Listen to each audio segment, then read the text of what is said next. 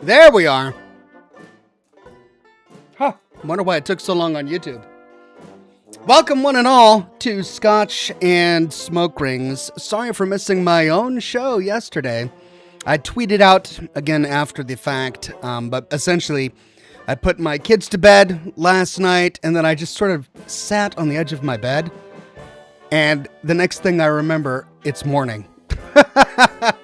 So yeah, sorry about that, everybody, but I'm here today making up for it. And it's good to be here. Got a great show. We're going to be talking Fallout. We're going to be talking Season 2 of the Fallout show. So if you don't want any spoilers, though at this point we should all be pretty familiar with everything. But if you don't want any spoilers, maybe don't listen to this episode because we are going to be talking about the Fallout show. But in general, we're going to be talking about Fallout as a topic. So it doesn't have to be about the show. It can be about anything Fallout or really anything that's on your mind. I'm an open book. Then we're going to be jumping into Poppy Playtime 5. I want to finish that. I typically don't finish all of the games I play. But, we started Poppy Playtime so long ago that I'm invested. I want to finish it. I want to see how the story ends. So that's going to be the goal today. Sorry about last week. My internet cut out after 3.5 hours of the broadcast. And I couldn't get back online. So I used my phone to sort of tweet out my apologies last week. But the connection is looking pretty strong right now. So I think we're going to be good. I'm feeling a lot better. I'm still not out of the woods, and I really don't know why it's kind of sticking around as long with me as it is. I usually, historically have been really healthy and haven't suffered a lot from colds. Like a cold will hit me for like maybe 1 or 2 days, and then I'm good. But it's been several weeks now.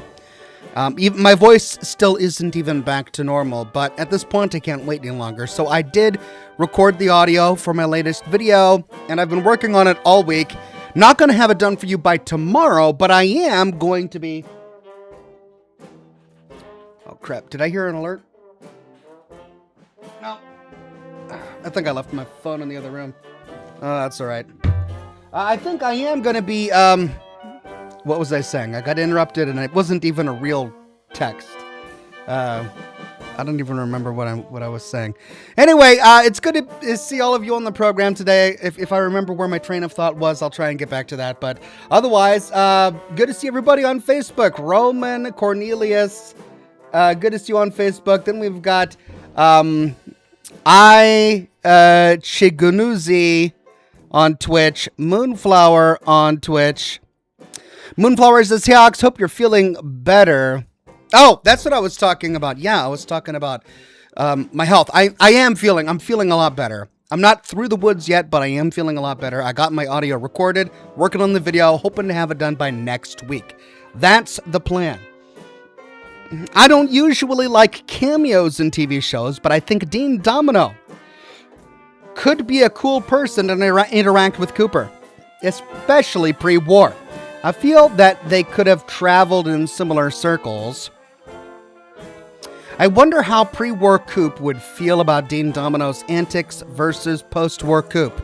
I don't know, I get the impression that Coop doesn't really, even before the war, doesn't really like a lot of people. I don't think that he's the kind of person who would want to socialize with other actors in Hollywood outside of his friend group. Like he's got people that he fought with during the war, like Charlie Whiteknife and close friends of his. But, other actors that he meets at work on set, I really don't get the impression that he would hang out with them. And Dean Domino has a very distinct personality, and I don't think it's complementary with Coop, either as a ghoul or as... a human before the bombs dropped. I think they would probably clash personality-wise. Dean Domino is a bit of a joker. He's sarcastic, and he's got a little bit of a cruel streak. And Coop is impatient. He just doesn't like dealing with other people's crap. And so I don't think he would last very long with Dean Domino as a buddy. But that's just me. And of course, good to see all of the regulars and Patreon supporters on YouTube today. Retro Wave, Automatic Beats, Changed One, Jeff Day, Matthew 2006, Brother Mike, Corley Gibson, Andre 300, and it's Jankus the Great with the first super chat of the day says, good to see the show. I don't get to see these shows often. I've gotten my parents into Fallout lore because of the show. Well, it's good to have you on the program today. I typically don't go live on Fridays, and I haven't been able to go live this early in a long time due to my child care needs changing a couple of years ago. But my kids are away from the house right now, so I'm able to go live at a reasonable hour, and it's not in the middle of the night. Well, I mean, it is night, but it's not midnight like I'm typically going live on a Thursday. Anyway, it's good to have you on the program today, and I'm glad your parents have been enjoying the Fallout show. Hey Dog says, Resident Evil 9. Yeah, I wanted to finish Poppy 5 first, but yeah, Resident Evil 9, I gotta, right? I've played practically all the others. So, yeah, I gotta tackle Resident Evil 9. Kerrigan says, love watching your vids. Wish you started playing more again. Live in England, but currently on holiday in Toronto, Canada. Have a good rest of your day. Thank you, Kerrigan. You know, if streaming paid the bills, I would stream more often. But it doesn't.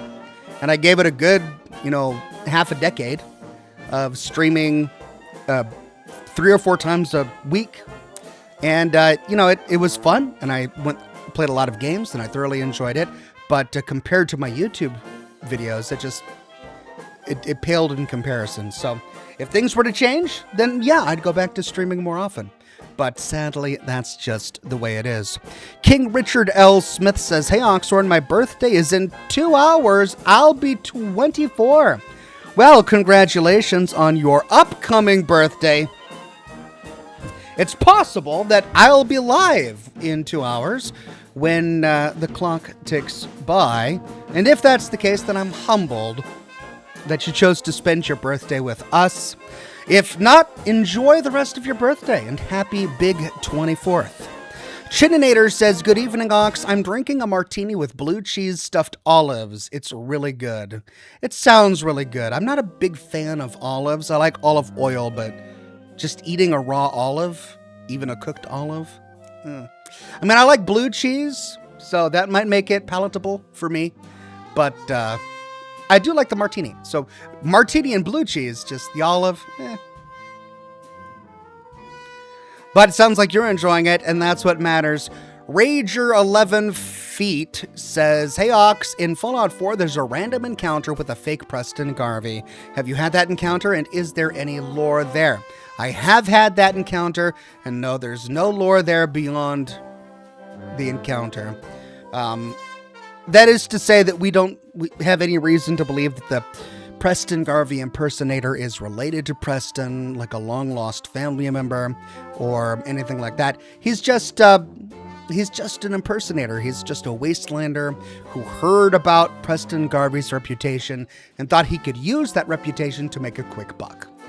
That's all he is. Air Radio says, do you think the mysterious stranger will make an appearance in the show? Yeah, I think so. He's been conspicuously missing, and I'd love to see the mysterious stranger. The thing is, all of us would see it, and we'd recognize it, and we'd love it. But for someone who's not familiar with the games, for the mysterious stranger to just pop out of nowhere and blast an enemy and then zap away, out of context like that, they would just be like, what? So, I don't know. I don't know if they would really use the mysterious stranger. They would have to be, it would be difficult for them to work it into the narration. So in terms of fan service, it would be great for us, but for it to work with the story, might be a little bit tricky for them. So I'd love to see the mysterious stranger. I don't know. We'll see, I guess.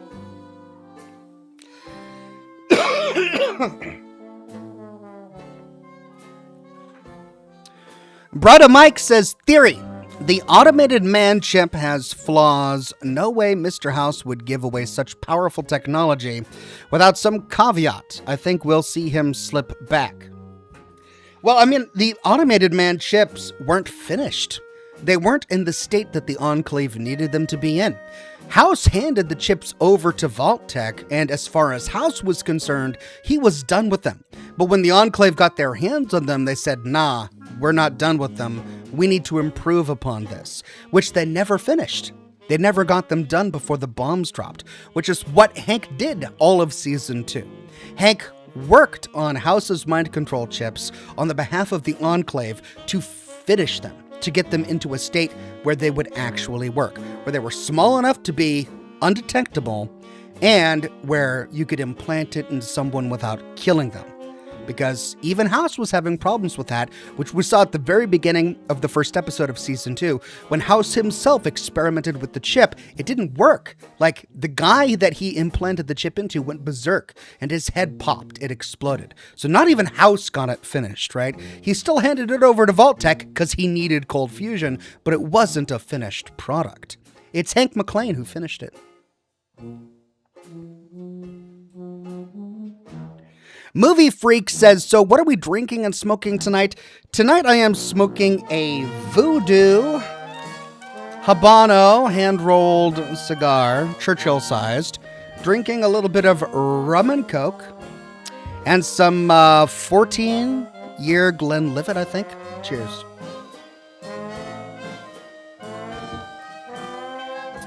Cheng Yang says, hey Ox, I wanted to share something with you. When Poppy Playtime Chapter 5 was released, I got very emotional and jealous after the voice actress got the role. I cried on Saturday, and Sunday I couldn't stop crying. I got very emotional and jealous after the voice actress got the role. When Poppy Playtime Chapter 5 was released. Well, I don't understand your comment. Are you saying that you are a voice actor and you were competing with another voice actor for a role in Poppy Playtime 5? And so the game itself causes you grief because you miss out on that role? Is that what you're saying? And if that's the case, I'm sorry. That would be a big bummer. Yeah, I can see that being a really big bummer. But if that's the case, and I'm interpreting it correctly, there will be other roles. There will.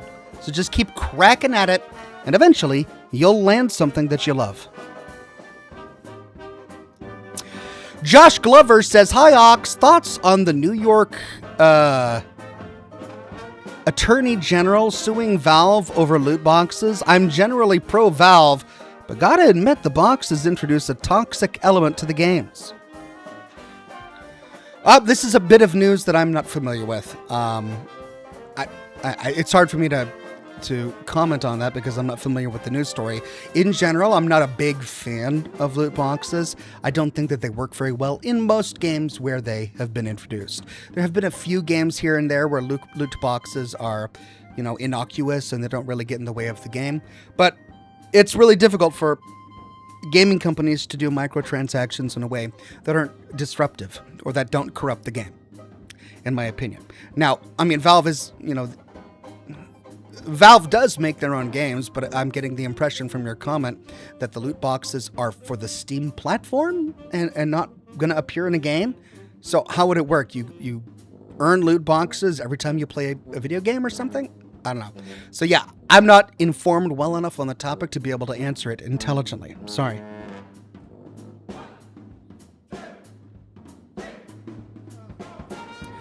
The Magic Q says, good evening, Oxhorn, and everyone in chat. So happy that you're live early. Now I can stay up for the stream. Although falling asleep to your voice was fine too. Thanks a bunch, Ox in chat. Hey, the Magic Q. Stay up, fall asleep, whatever you want to do. You're here, you're among friends, and we're all going to have a good time.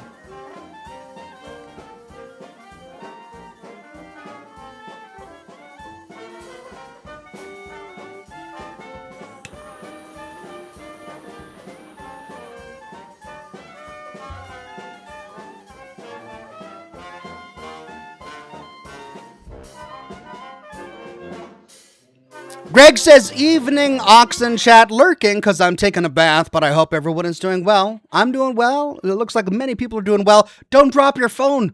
That would be very, very bad. I've watched my fair share of movies on my phone in the bath, and I'm always terrified I'm going to drop the phone. So just be careful. Don't drop it. Rager11 FTDB says, another question. Well, I got you live. In the show, how did Hank control the guy that carried the nuke to Shady Sands if the project was not finished? Because when he got to the vault, he finished it. Yeah. Right. Yeah. Great question. Great question. It wasn't ready, right? That's kind of a big plot issue, and I'm going to be talking about that in an upcoming video. I guess they did show that the chip caused the NCR soldier damage, right? He was muttering the same phrase over and over again, and then when he got to his destination, he collapsed, and blood started pouring out of his face and all of that. So they tried to show us that the chip was malfunctioning even at that one point. And yet, it still served its purpose. Like, the NCR soldier managed to go all the way from Nevada to Hollywood, California. That's on foot, right? Just he walked there on foot the entire way after having his mind controlled by Hank. And his brain didn't explode. And they never explained how. Now, maybe it's because Hank gave him a very basic order and dialed it all the way down so that it was on the lowest setting. Who knows? But even after the bombing of Shady Sands, when Hank McClane tried to use the chip, it kept on blowing up heads. When we were first introduced to it, after House experiments on it, it's in Vault 24. Hank uses the chip on a person in Vault 24, and that person's head explodes. He then uses the chip over and over and over again while he's experimenting with it to try and refine it, blowing up rats and blowing up people. But the guy that he put the chip into to blow up Shady Sands survived. It's just like, and I'm going to talk about this in a video that I'm getting ready to publish, but with the entire thing about Shady Sands being destroyed, one of the reasons that it's kind of not the best story is because there are too many little things that had to happen perfectly the right way the first time. Had they not, the entire plan would have fallen apart, right? And this is one of those little things. It's a miracle that the chip didn't blow the guy's head off, because no one had been experimenting on those chips for 200 years. House hadn't been experimenting on them. The Enclave hadn't been experimenting on them. They've been in Vault 24 and in the Vault for Managers untouched for 200 years. Hank McClane suddenly needs it, finds it in Vault 24, presumably, and the first time he tries it, it works. But then every time he tries it thereafter, it doesn't work. And that makes the entire Shady Sands plot fragile. It's a fragile story to tell. Yes, it apparently worked. All of the pieces were there. All of the moving parts were there.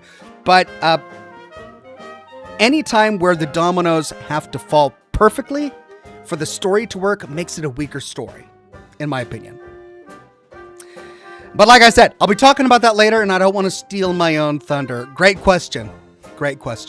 Greg sent 5 Oxhorn gift memberships to the community. Thank you so much, Greg. And congratulations to Black Current Vlogs, Alfred Dusario, El Simba Games, Fred Greer, and Nitrix. Thanks again, Greg Hinojas.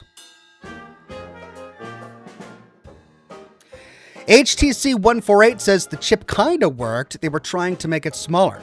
I mean, it kinda worked in that House was able to control the thug at the pub for a few seconds before his head exploded.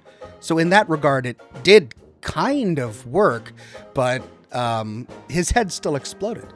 So we never really get the unless we are to presume that what they were trying to do was figure out a way to get the chip to work permanently And that's why they kept cranking up the amplitude, which caused the heads to explode. And otherwise it wouldn't be permanent. And yet, if that's the case, then how did an NCR soldier with a mind-controlled chip in his head walk all the way from Nevada to California on foot, carrying a nuclear warhead with him, and not have his head explode? Like, it's just, it's a fragile story. It doesn't,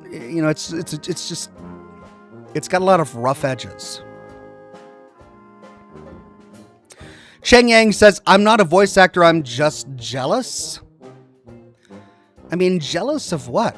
I watch the Olympics, and I see the amazing things these people do, and I'm stunned and amazed, but I don't get jealous. Like, that's not my job. If I had trained for 25, 30 years to be a pole vaulter or, whatever, and I never made it into the Olympics, then maybe I would get jealous. But I've never trained to go to the Olympics. I've never trained to be a voice actor. There are a lot of other jobs that I've just never trained for.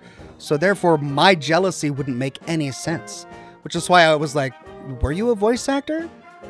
If you're not, then what could you possibly be jealous about? You're jealous that somebody got a job that they're qualified for that you're not? Like, I don't know, man. But okay. Thank you for sharing. Thank you for sharing. Brother Mike says, loved season 2, but it felt rushed and the Legion totally looked over with now thousands of men going to New Vegas. Betty versus the Snack Club went nowhere. Yep. I'm going to be talking about this. Well, it's like you guys are reading my mind about the content that I'm currently working on. But yeah, I'm going to be talking about this in an upcoming video. I loved season 2 as well, but they tried to do too much. They tried to tell too many stories, and there were too many side stories that just didn't get their due diligence. I think that the Vault 33 story, it didn't go very far, but worse than that is the Vault 31 story, because that story not only felt like it needed more time in the cooker, but it felt rushed to the point where they didn't know where it was going, and so they kind of had to come up with a cheesy ending in order to get some sort of resolution at the end of season 2. All of them get chased into a room by rad roaches, and everyone dies, except Norm, the main guy. Oh, and the only other person who was kind to him. They're the only two that survive, despite all of them being attacked by the same rad roaches. Okay, possible, yes. Probable, no. Especially that final scene where the rad roaches are chasing all of the vault dwellers into that office, and Norm is there. Like, the rad roaches literally fly over Norm to get to the door and knock it open so that they can get inside and eat all of the people in the room. They skip him. We watch them do it.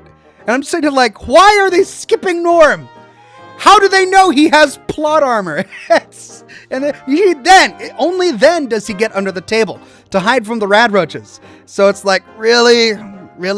Oh, and then what happens to them? Because the rad roaches get into the room with all of the Vault 31 people and slaughter them all. But then Norm opens the door. Where did the rad roaches go? They're just gone. Did they just evaporate? Or was it like a mutual destruction sort of thing where, like, they fired an equal number of bullets at each other until they all died at the same time? Where did the rad roaches go? It doesn't make any sense.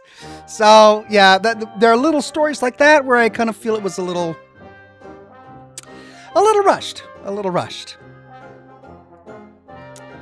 Jackal Wise with a very generous super tip. Thank you so much, Jackal Wise. Says, I'm having a bad day due to family, so catching your stream is a blessing.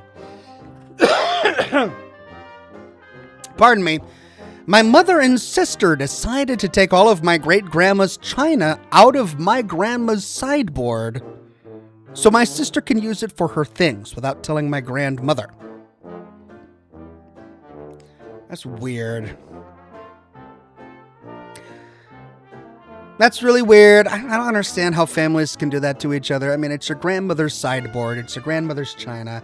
Anyone with any amount of respect for their family member is going to ask permission first, not just assume. Family issues like that can be strange. I'm sorry you're having to deal with that, Jackalwise, but I'm grateful that you're on the program with us today. Jackalwise continues, needless to say, it was a big fight. I'm wondering if the mind chip working has to do with the radiation exposure, and Hank just got lucky the first time having to use a Wastelander. I mean, sure, but they don't explain that. And that's the problem with that particular plot point. It's just not explained. They don't tell us whether or not radiation has anything to do with the success or failure rate of the chip. I mean, could it? Sure. But did they specify that? No. We have no reason to suspect that. So, yeah. It just needs to be told correctly. Rager 11 feet DB says, I was playing Avowed and seen you was live. I had to get those questions off my mind, lol. Thanks, Ox. Love the videos.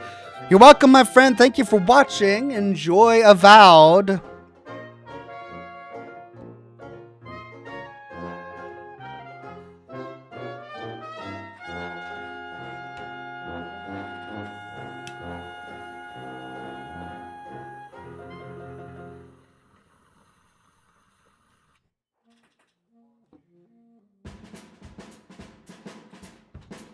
Grimpion on Twitch says, why were all of the roaches dead? Yeah, that's a great point, right? How did they die? Like, they couldn't have been killed by dead people. So, I guess the Vault 31 residents killed the roaches at the exact same time that the roaches killed the Vault 31 residents. It's like they both had knives and went, ha! Ah! And all died simultaneously in the same room.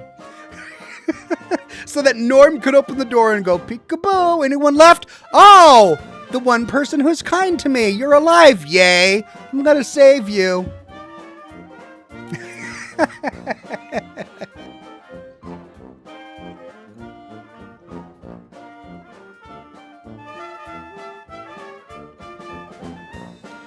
Short Bus Mooner says, mutual fatal blows? Yeah, I guess that's what it is. Mutual fatal blows. Crocodile says, no matter which ending is canon, how's Victor alive? I mean, we don't know how he's alive, but it's also not surprising that he's alive. I don't think it would be more realistic for him to be dead.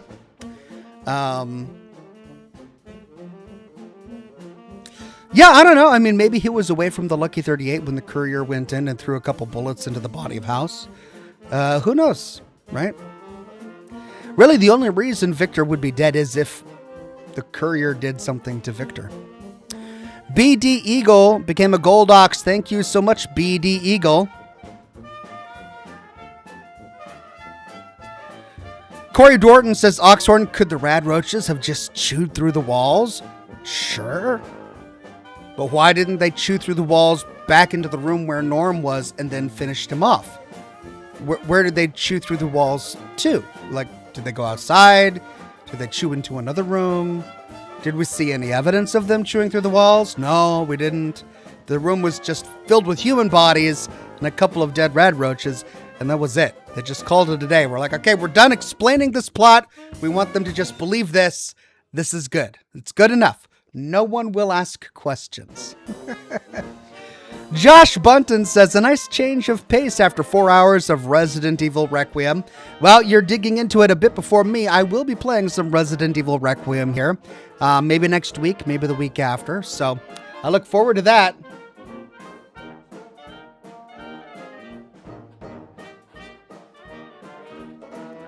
Cornelius Noble says, Ox, there are a few different prop makers making NCR Power Armor helmets. Are you going to get one for your shelf? I mean, yeah. I guess I'd better, huh? At this point, it would look empty without one.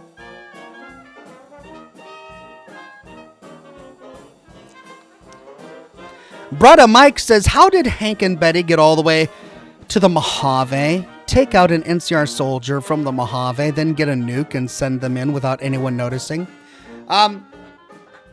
Because they faked a plague. We remember that Lucy said that her father lost a lot of weight during the Great Plague of 77. The Great Plague of what? 77. 2077, the year that Shady Sands fell, according to the residents of Vault 4. So we know that what Hank McLean did is he left the vault, discovered that Rose had taken the children to Shady Sands, realized that he had to do something about it, talked with Betty, staged a fake plague which quarantined everybody in their rooms, and then left to go to the Mojave Wasteland to get House's mind control chip and then to get a nuclear bomb, a Mark 28 nuclear bomb. Programmed an NCR soldier, after kidnapping him apparently, by the way, to go to Shady Sands with the nuclear bomb, then beat that guy back to Shady Sands so that he could kidnap Lucy and Norm from Rose and bring them back to the vault, which neither Lucy and Norm remember for some reason, even though they were old enough to remember things. and that's why he had lost so much weight. He didn't lose weight because of the plague. He lost a lot of weight because he was traveling above ground, trying to murder hundreds of thousands of people or tens of thousands of people in Shady Sands without proper nutrition, right? So they explain it. It's unlikely, but they do explain it. It's another one of those Fallout show explanations that's overly complicated and had way too many points of failure for it to be believable, but that's how they explain it. Greg says, are radroaches more hunter-like than cazadors? No, cazadors are way more vicious. They're much more predators, than radroaches. Mainly, I think, probably due to their biology, than due to their nature. I think if they had equal biological fitness, like if radroaches had, the claws and the huge incisors and the wings that allow them to fly for great distances, they'd probably be just as vicious as cazadors. But they don't. They're evolved from roaches, not whatever it is cazadors evolved from.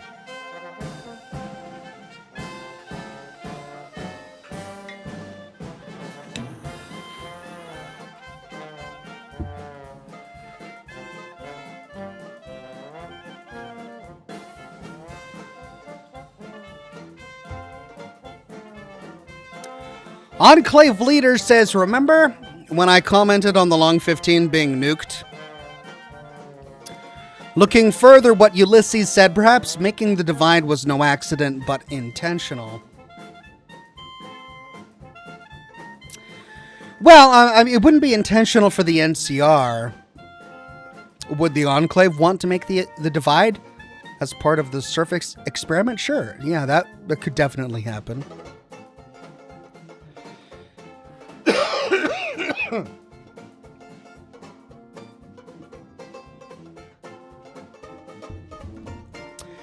Grimpion says, cazadors are the devil and they're here to do the devil's work. They are. Cazadors are the worst.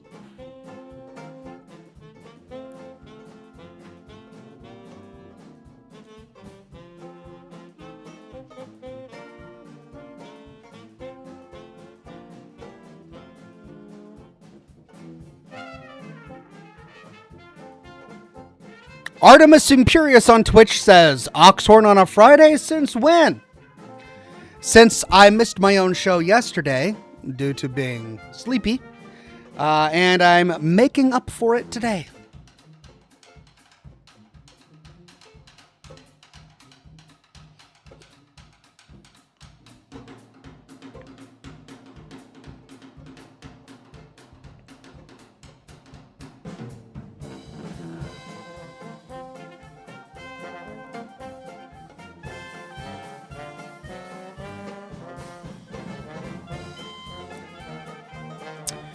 Crocodile says, what do y'all think happened to Japan in Fallout?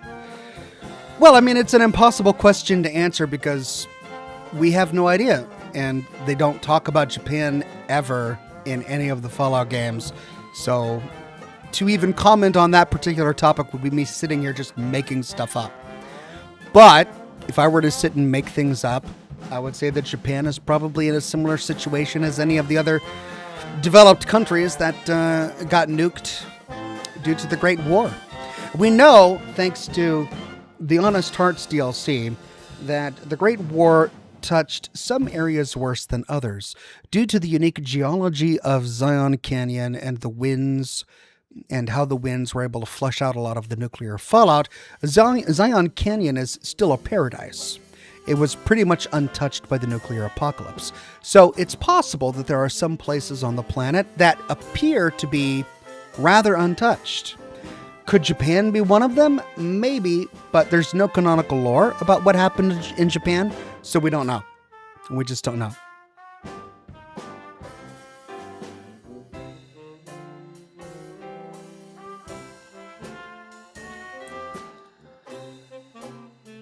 Belmira says, the NCR soldier seemed pretty messed up by the chip. The people later seemed almost normal. Maybe he perfected it. Yeah, I agree. He did perfect it, which makes it even more surprising that he was able to use the imperfected chip to deliver a bomb to Shady Sands that destroyed the headquarters of an entire civilization. Like that mind-controlled guy with an inferior quality chip traveled from Nevada to California. Huge feat. Air Radio says, if Fallout 5 got released today, which state or country do you want the game to take place in? A very popular question on the program. It would be interesting to see annexed Canada, to see more of the horrors that went on there. Of course, from a personal level, I'd love to see something take place in the Pacific Northwest, just because, this is my stomping grounds. But, it would be interesting to see Hawaii. It would be interesting to see Alaska outside of the Great War, outside of a simulation. I'd love to go to Wyoming, Montana. Chicago would be great. Even though we visited it during the events of Fallout Tactics, we didn't actually get to visit downtown Chicago. There are a number of places that would be wonderful to explore. I think, however, that New York is probably going to be where Fallout 5 takes place, mainly because, we got to find out what happened to New York.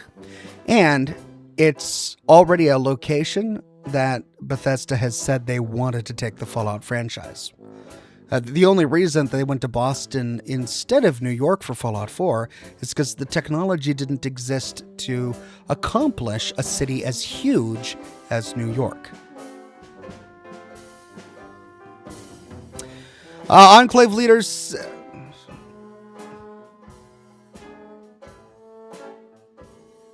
Okay, apparently Enclave leader paid a super chat to apologize to the chat for something he said outside of super chats. I don't understand it, so I'm going to skip it. Josh Bunton says Zion Canyon is a unique touch, especially if you saw the old show Jericho that touched on a similar situation where a small town in Kansas was touched by nuclear fallout. I haven't seen that particular movie, but I wonder what the parallels are.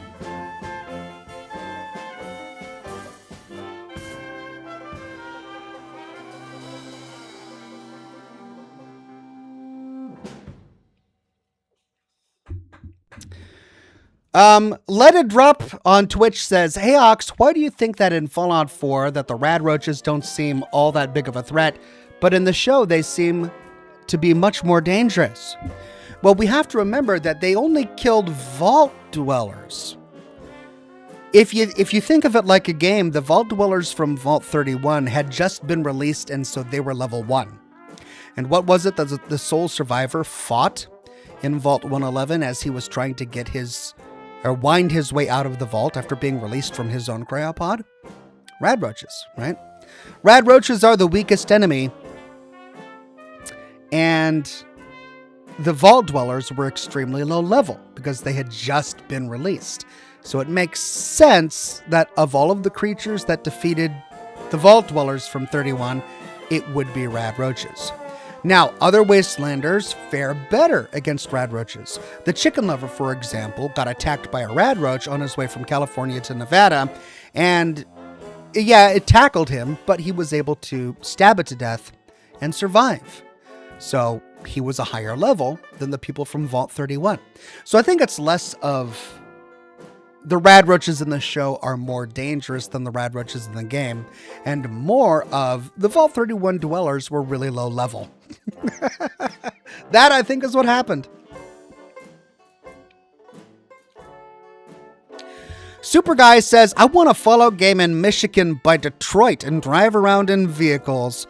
Well, I mean, wouldn't that be nice? If you want to drive around in vehicles in a Fallout game, just play Tactics. There are tons of vehicles. Not tons. There are like 4 vehicles that you can drive in Tactics. And it's a Fallout game, right?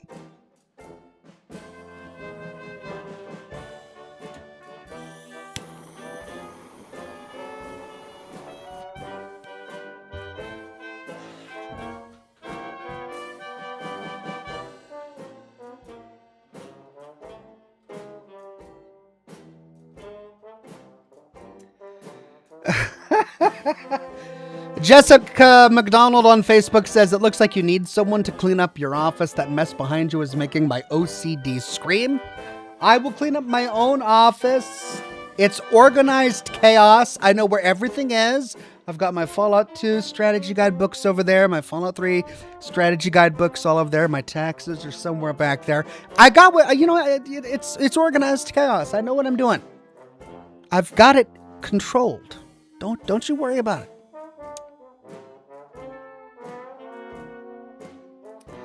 The Moth Monster says, always catches me off guard and cracks me up when you say chicken lover.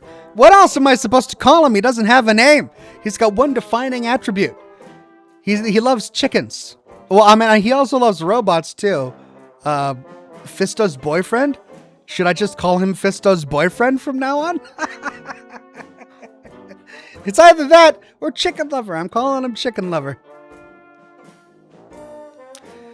Midnight Snack says, house mind controlled to a small degree in the flashback scene with the Union guys, so the NCR soldier being able to walk that bomb seems feasible. You're right, but what happened to the guy that house mind controlled? It failed, right?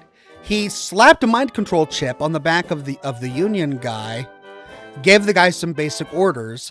The guy started following those orders, but then turned around and began to approach House to attack him. That was a violation of the orders. He only started fiddling with the control to try and get him to stop because the guy was coming straight towards him to attack him. And then his head exploded. So it was a failure. Now, did he perfect it?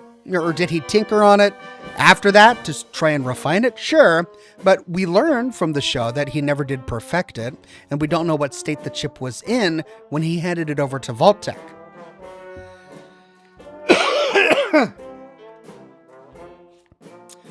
Josh Bunton says, Ox, where's the baby? I don't know why you keep on bringing up this baby doll. There is no demonic baby doll that haunts this office. I mean, sure, there are plenty of little nooks and crannies for a demon baby doll to hide if it really wanted to. As Jessica said a moment ago, my office is a bit of a mess. But just because there is a spot for one doesn't mean that there is one. That's all I would say. Edge of the South says, snake oil salesman. I mean, yeah, but he never actually sold any snake oil. He sold something that's turning Thaddeus into a very interesting creature, but it wasn't snake oil. And yet he did love chickens. He's the chicken lover. Cannibal Bananas says, my work desk is organized chaos too. Also, when your main PC had all those recent issues, did you lose your 500 tab history? I did not. Chrome is really good that way. I've got a 500 tab history going back a decade. One of these days, I'm going to go through each and every tab and remember why back in 2014 I didn't want to close that tab, and I'll be happy. Like it'll pay off. It'll pay off. I'm saving those tabs for a reason. I just don't remember what that reason is, but I will. I will. Enclave Leader says, my theory how season 3 will go. Maximus and Lucy will work with Mr. House, working with him and the NCR to find a way to secure Vegas from the Legion. Perhaps rebuild his Mark II robot army, ending with an NCR alliance with House 2.0. That's a great prediction. I mean, it very well could end up like that, and I wouldn't be surprised.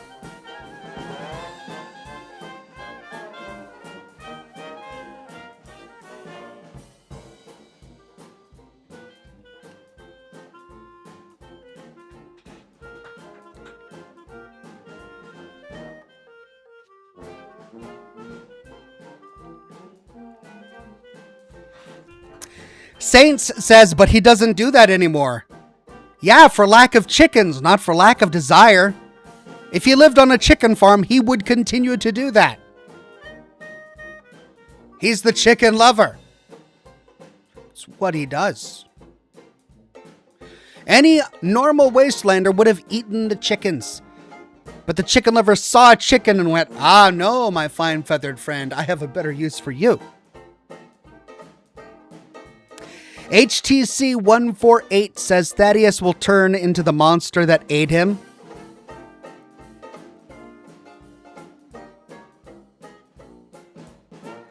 What?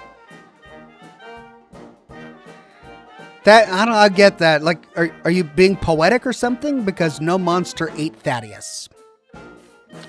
Urarabur says, mini nuke go off in the old house, Ox. Cheers, my office is not that bad. It's not that bad. Like, look at my shelf. It's organized with bottles and props. It looks nice. Sure, there are papers everywhere, but it's not that bad. Could be worse.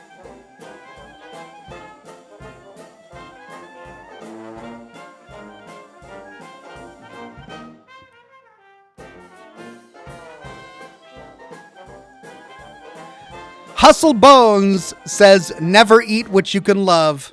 Ancient Chinese proverb. It sounds like something that you would read in a fortune cookie. It does. Never eat what you can love. I guess that means I could never love spaghetti carbonara. Because I eat spaghetti carbonara. And I enjoy it. It's weird though, because does that mean you could never love what you eat? Because there are certain foods that I do love. Like hamburgers and spaghetti carbonara and ribeye steaks. I love all that. But if I loved it, does that mean I couldn't eat it? I don't like this Chinese proverb. It doesn't make sense.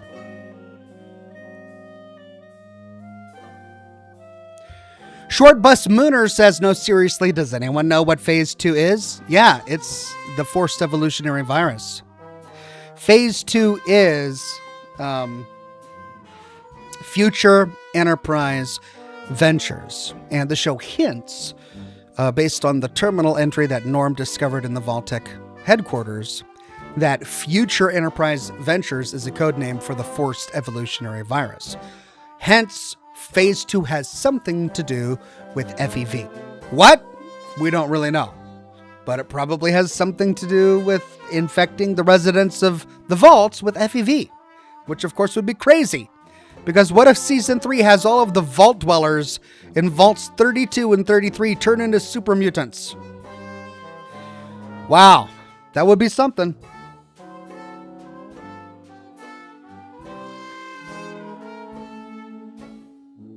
Deuteronomus says, you don't love the food, Hawks. You love eating the food. Oh. Man, I think you just blew my mind. What a wonderful way to think about it. You're right. My life has changed. I don't love food. It's the eating I love.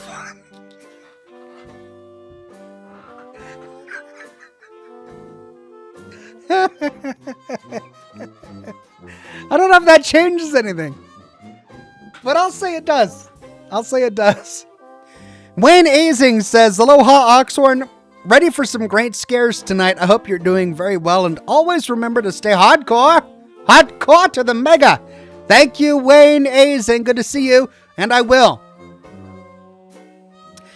ERB Hastings says, Ox, how did the capsicum do for you? You sound good. I'm glad to see you do look better. I had no idea what to do with the rest of this chat. Do. Well, ERB Hastings, I hate to admit that I never actually had any capsaicin or capsicum or whatever it's called. I didn't eat any peppers. But I'm getting better each and every day. I am getting good sleep. I'm staying hydrated. I'm trying to be healthy. I say as I smoke my third cigar of the day. And yeah, it eventually heals up. Though it took longer with this particular cold than it ever has in the past.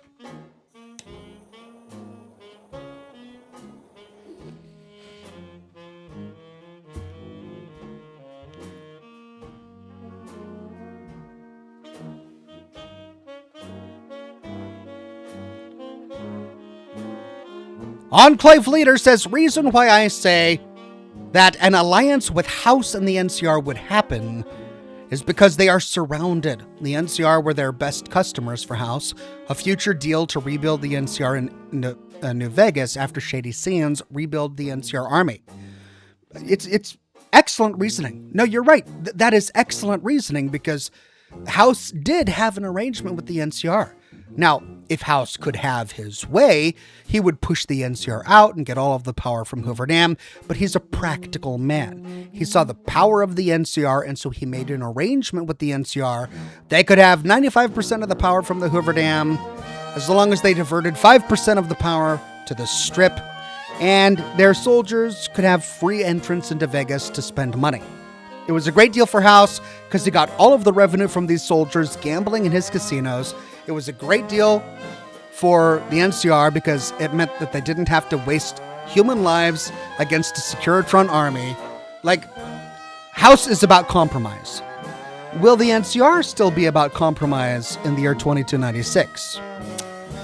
Maybe. I mean, they're significantly weaker, so they might be in a position where they feel like they have to compromise. So it's a great argument, yeah. Crocodile says, Janie will be the Sean from Fallout 4, where now she's the main person at the Enclave as an adult. Maybe, I don't know. Sounds interesting. Yeah, it does. I really hope they don't do that, though.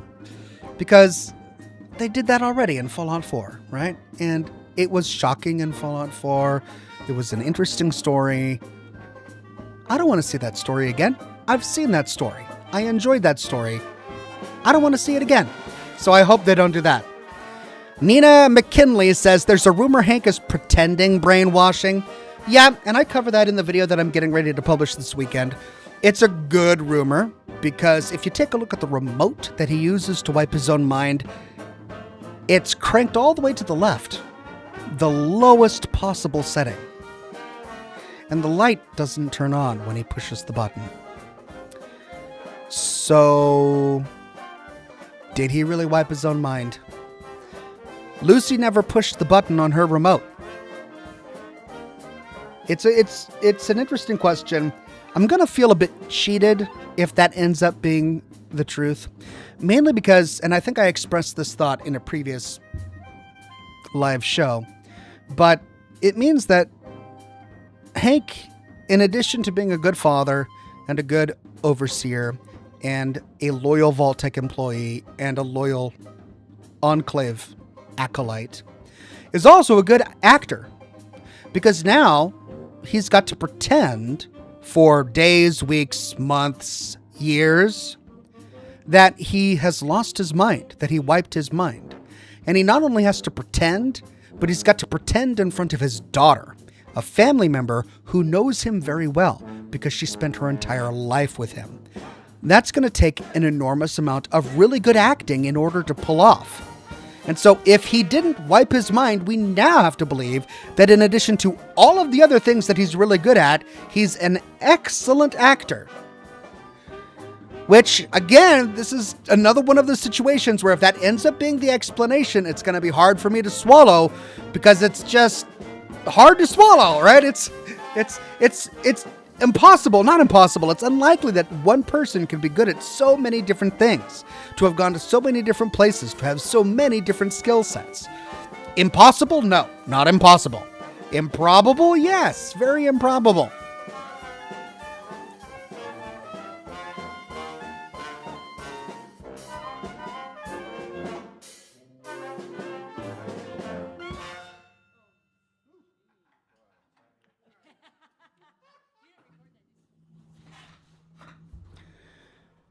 Dumo Genesis says, or perhaps there's a reversal failsafe he gave himself. That would be better. I would like that a lot better. And that makes much more sense. I think that he would totally be the kind of guy to try and slip a fast one over his daughter. If he sees that he's backed into a corner and he knows that his daughter's going to wipe his mind, and he's got a backup plan, he's got a failsafe, I think he would totally try and do that. Now, it means that, we're going to have this plot device that just comes out of nowhere. At some point in season 3, it's going to come out of nowhere, and he's going to say, "Ha-ha! I had this dastardly plan that the narrator of the show never told you about. It just appeared out of nowhere." And that presents its own narrative problems because it becomes a narrative trope. But I would prefer that to having to believe that Hank is also an acclaimed actor.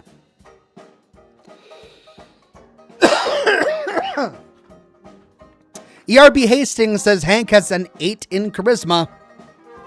Right, but Cooper Howard has a 10 in charisma because he's a Hollywood actor. So you give me a Hank that's got a 10 in charisma, then maybe I could believe that he would also, in addition to being a good overseer, be a good Hollywood actor.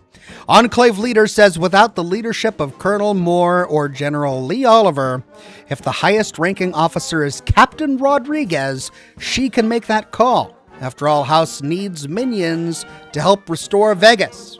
Yeah, you're right. She totally could. It's a plausible prediction, and I like it. Marks in New Mexico says, would you do a Fallout 3 live watch-along? A Fallout Season 3 live watch-along? I mean, I'd love to. I did a Fallout Season 1 live watch-along, but only because I got explicit permission from Amazon themselves. They told me I could. And when I reached out to them for Season 2, I never heard back. They never got back to me. So that's why I didn't go live with Season 2, because I felt like I needed permission. So unless they give me permission for Season 3, I'm probably not going to watch it live with everybody.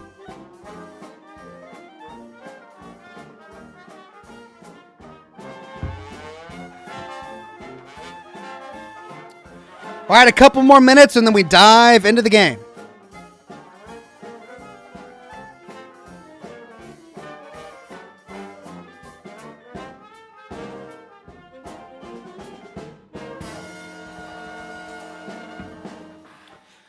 Ghost says, hi, Oxhorn. How are you tonight? I'm doing well. I'm really enjoying being live earlier in the day. I've just felt so tired when I've done Scotch and Smoke Rings in the past because it's, 10 o'clock by the time I'm finally able to go live. And at that point, I'm almost ready for bed. So it's only said, it's about to turn 8 now, so I'm feeling pretty good. I still got a lot of energy left in me. It's a good day.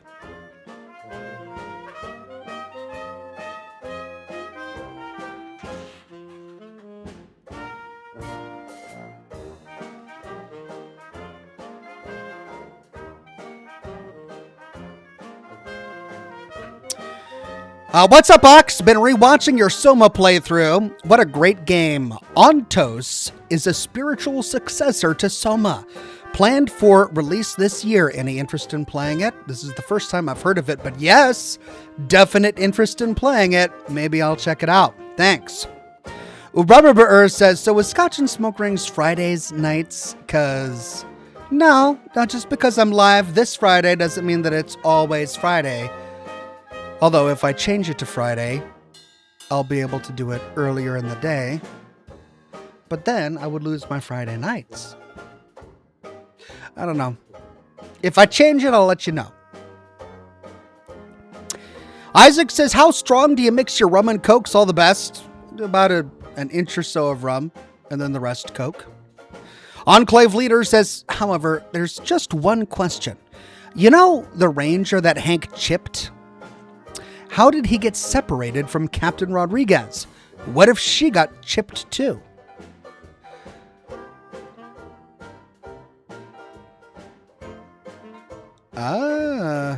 Yeah, interesting. He did say at the end of season 8 that he chipped a bunch of people and already sent them out into the wastes. And we have evidence that he went to that NCR camp and kidnapped at least one NCR soldier and chipped him. How did he kidnap one NCR soldier without doing the same to the other? Man, you're raising a lot of really good points. Could Captain Rodriguez be a plant from Hank McClain? That's really interesting. Marks in New Mexico says, looking forward to your reactions to Poppy Playtime Chapter 5. Yeah, I made great progress last week. I think I'll probably be able to finish it today. We'll see.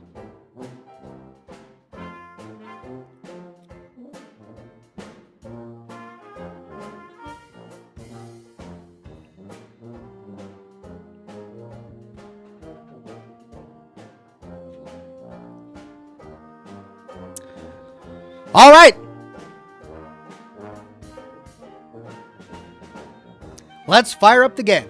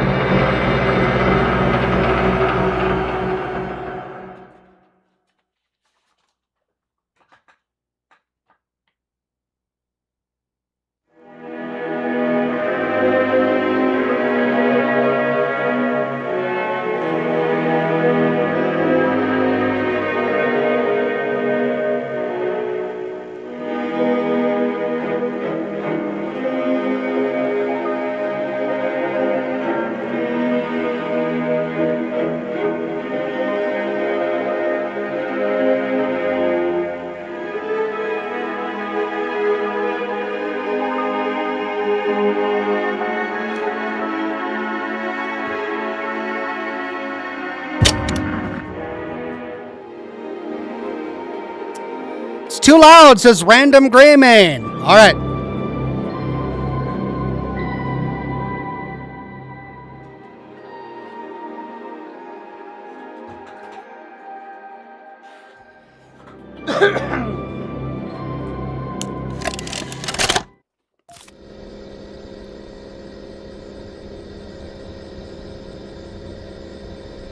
Okay, so last week I lost power right in the middle of the fight. And I don't exactly recall where it left off. I think I was in a room with some sort of biological creature and I had to like pop a bunch of cysts or something, and then I managed to flee into this room. And that, I think, is the last thing that happened. So that's where we're at.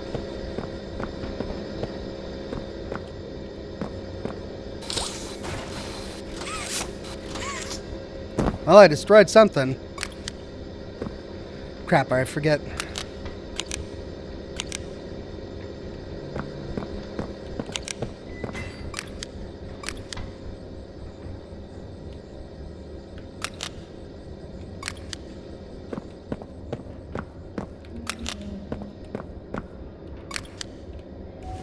There we go.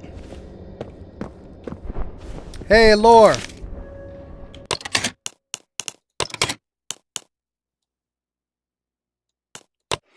Dr. Arkin's personal letter.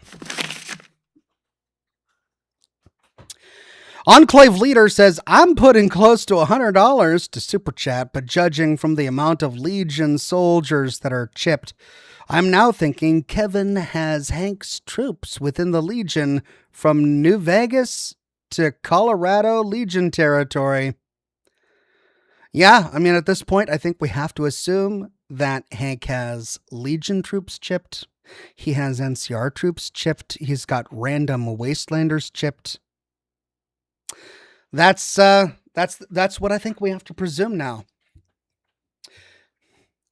Pumpkin, and I guess you too, David. Haha. Hey you, sending my love from a particular toy factory out west. Still insanely weird to say that out loud. Missing you both like crazy right now. And I know. It's only been a couple of weeks, but still. Anyways, I told you I'd give you an update on the kind of people I'm meeting here in the lab. Some of the scientists here are super quiet, keeping mostly to themselves. They love their work, just not the people. Some are kind, but they almost feel a little sad when you talk to them. I can't exactly say why. And others are, well, let's say they're not the type I wanted to see here. There's this initial group of scientists that everyone else is built around. The Brain Trust. I'm told these people were from some relic program in the 1960s called the Young Geniuses Program. The head of them is a guy named Harley Sawyer. You guys would hate him. He's the type to let others break their backs lifting hay and then congratulate himself on the good work he did. I know the offer was a strange one. And David, I know you're worried about me. You don't even need to say it. You've just always been like that. But I really believe in this. Playtime sold me a vision that means something. Maybe even everything. It's not enough for me to just patent a thing and make a bit of money off it, then retire somewhere to teach it in a class where nobody really cares about what you've dedicated your life to. I need what I do to be more than that. Julie, I want you to be proud to have a mommy like me. And I swear I'm going to do just that. Promise to be home for your 9th birthday. Love, Dr. Chloe Arkins. Urabra says why. I did not say why. There is no H in front of my why. Shut it.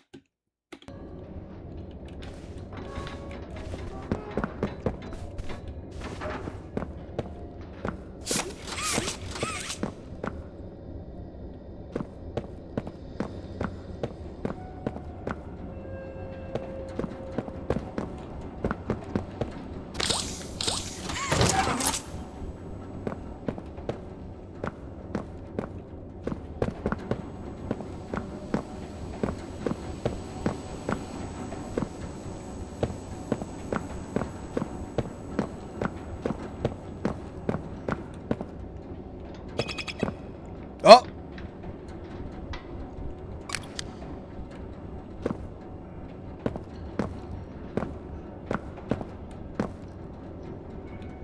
Ah. Uh-huh. Yeah, uh-huh. I'm following. Oh, okay, I see. Thank you. Any lore?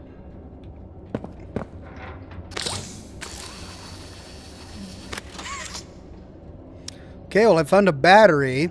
That will be important later, I'm guessing.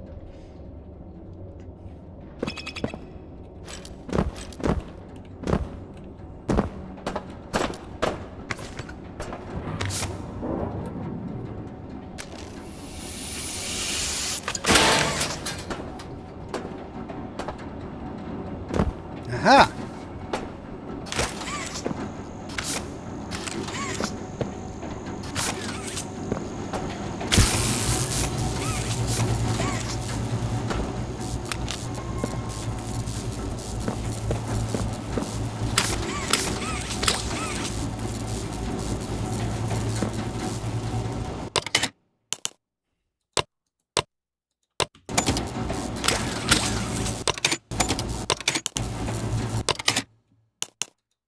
How do I equip it?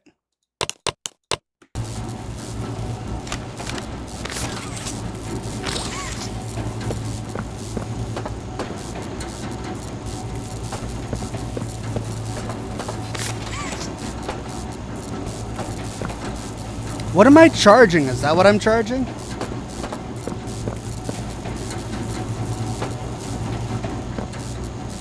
How do I wrap it around there?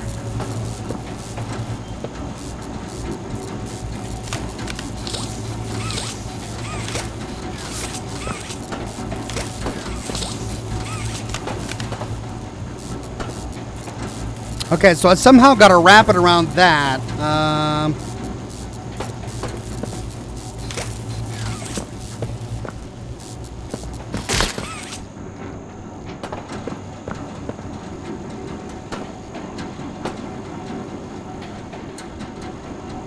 What on earth?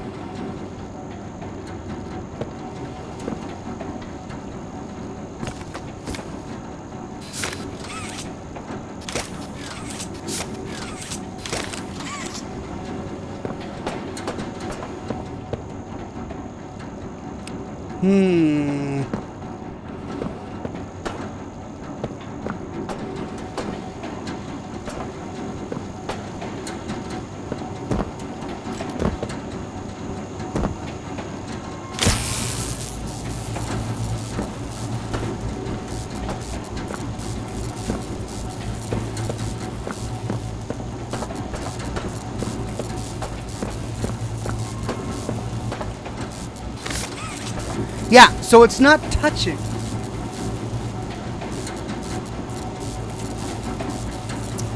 Sheng Yang says, I'm feeling better. I bought a voice acting class this week. Wish me luck and good luck to you. Well, thank you, Sheng Yang. I'm glad you're feeling better. And I hope voice acting really works for you. Enclave Leader says, last comment for tonight, but check out the Creation Club. Survivalist Toolbox. 100 credits allowing you to build anywhere in the Commonwealth, indoors too. Currently working on my oil rig settlement. Wow. All right, I'll check it out. Thank you. 63 Mortis says, I'm behind in the stream. He doesn't love these chickens. He just bangs them. He's the chicken fluffer. If you know what the word I mean. Yeah, okay. I know what you mean. I played Fallout 2, so I know what fluffing means. Thank you. Well, okay. So should I change his name? Should I call him the Chicken Fluffer in my next video?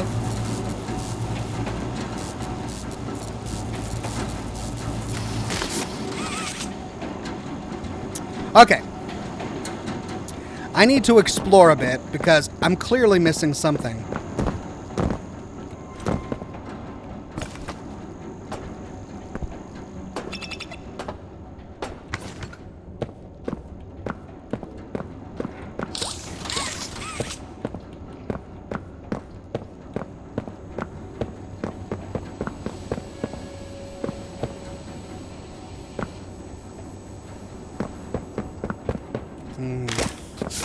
And that's it. So I got to figure it out in that room. Really?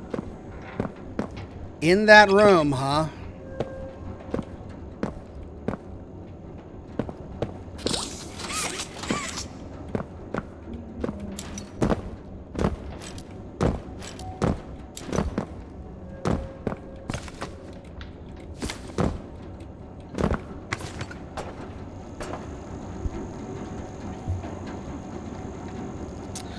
Well, shoot. How do you wrap a cord around two poles that you can't get all the way around? How is that even possible?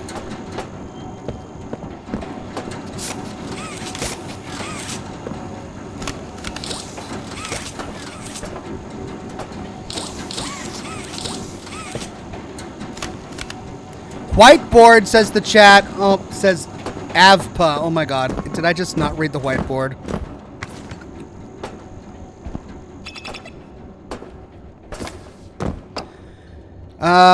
Vending machine is broken. Please fix. It's making Candy Cat sad. Oh, wait a minute. That doesn't have anything to do. Vending machine? There's no vending machine here.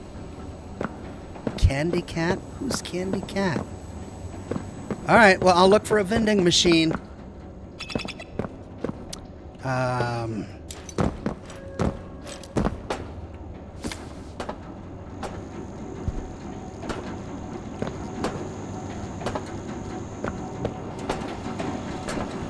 Yeah, there's no vending machine.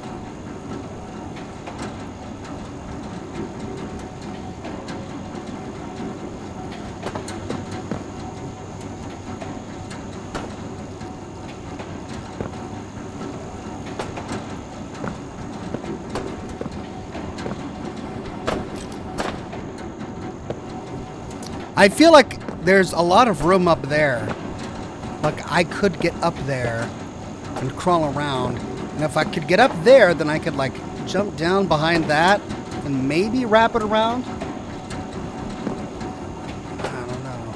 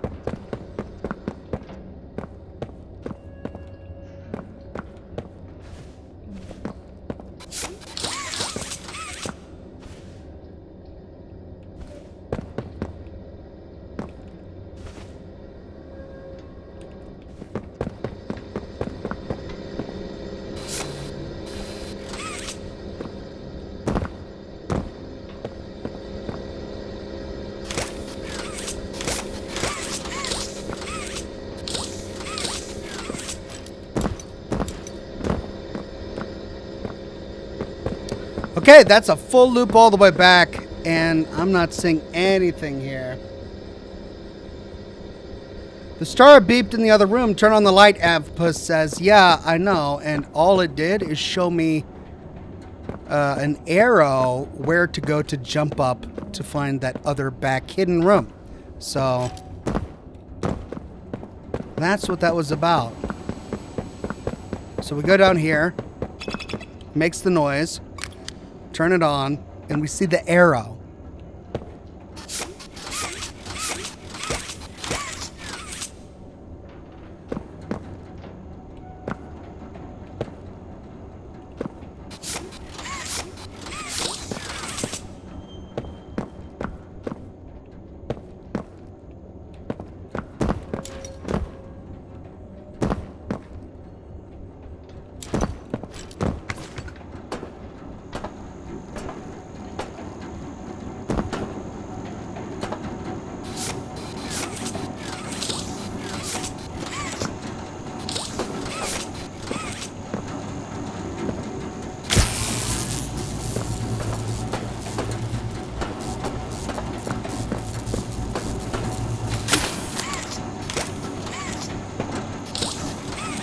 And I can't take the batteries out now that it's in.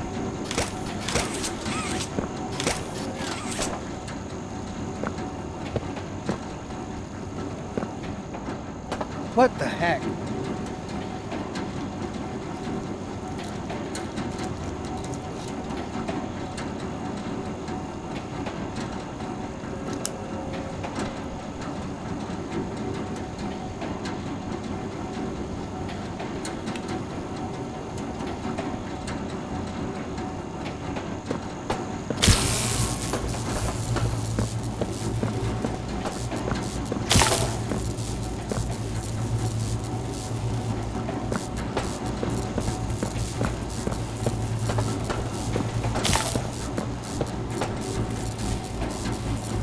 Oh my God. We gotta make an electromagnet.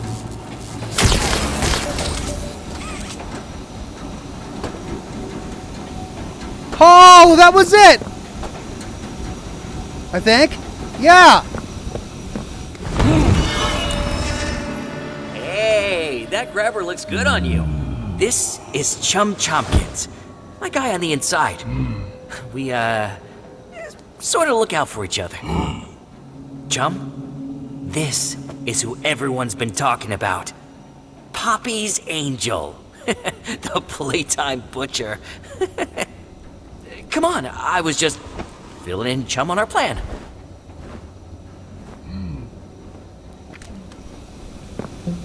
Okay. Look, we're not the first to try and take out the prototype. Everyone who tries, they fail. I mean, you've seen the guy, he's so juiced up on that pink stuff you can cut him in half and he just put himself back together. But everyone has a weakness. And Playtime, he did all kinds of studies, poking him with needles and making spreadsheets. And all that science, it's here. Come on! How many years we've been talking about taking this guy out? This is our chance. See? What'd I say? Everything happens for a reason.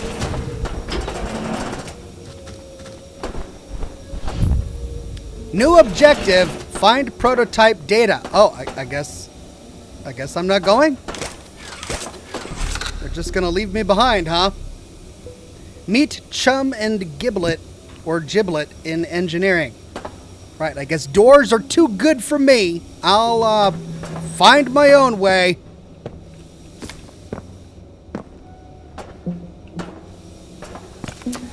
Miss Platypus says, dude, now I'm worried about the demonic baby. We haven't seen it in a while. Dog chew toy now? Again, like, you keep asking me as if this demonic baby is a real thing.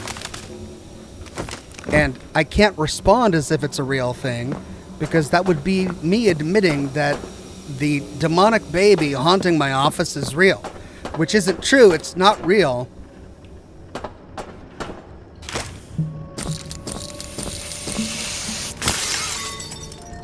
But you see my predicament, right? Okay, hold on a second. Was there anything else down there?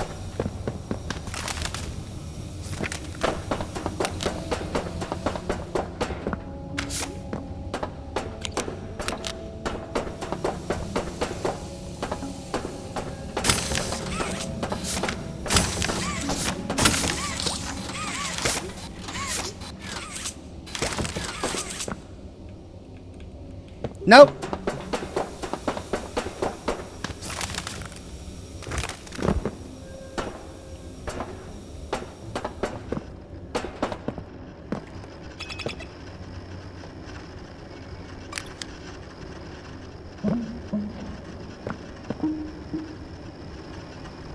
Okay.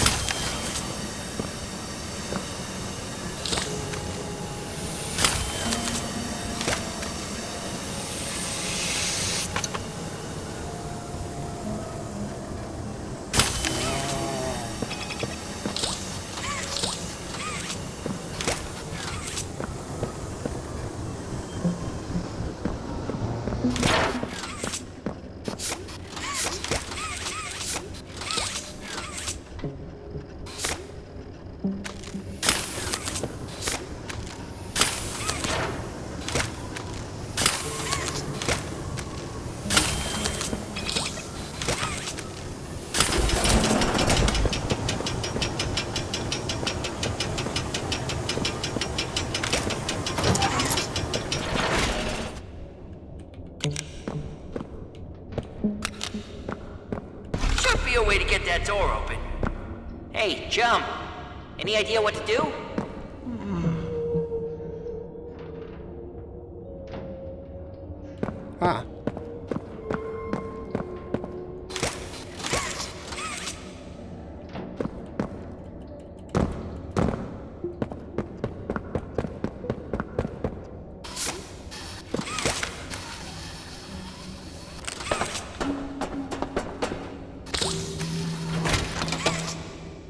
Oh boy.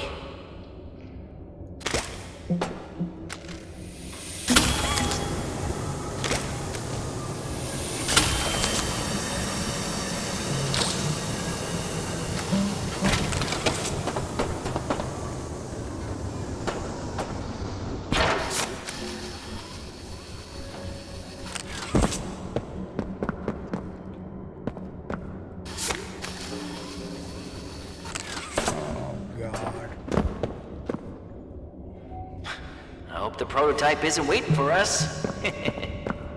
And I'm gonna have commentary from the gallery this entire time, won't I?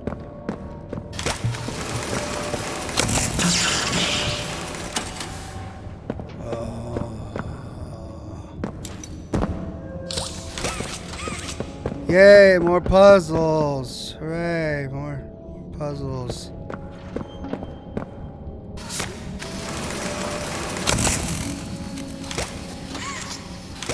I got it. Maybe unplug it and plug it back in again.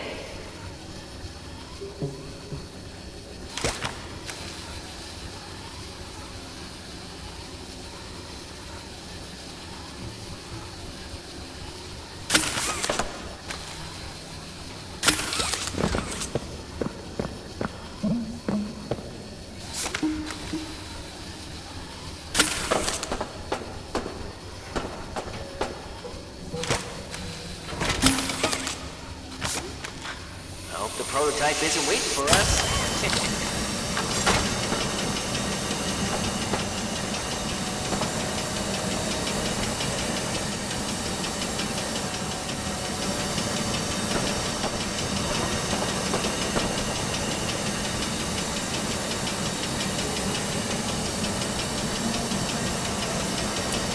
Okay, that's keeping the pressure up. And that's currently plugged in. I've got 2 green lights, but still 1 red.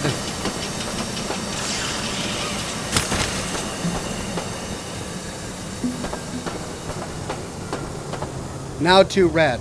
Okay. So I figured out 2.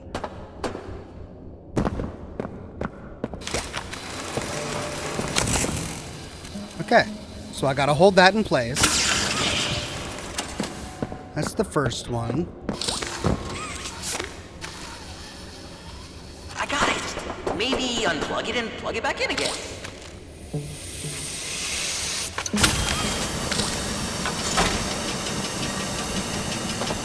Okay, I gotta keep that up. That's the second one. What's the third one?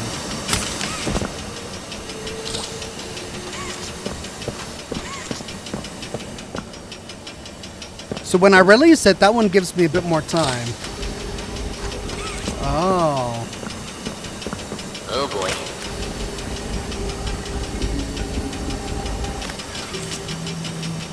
There we go. Don't worry, chum. The butcher's got this.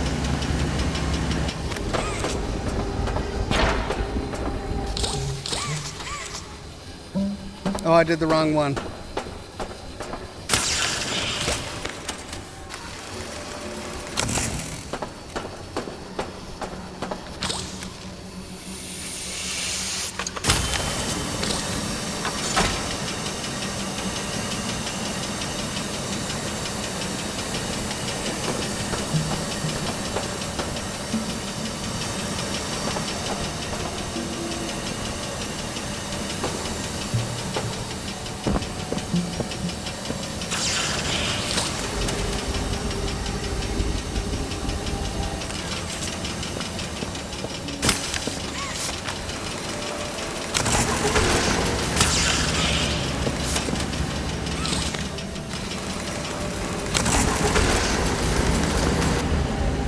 Okay.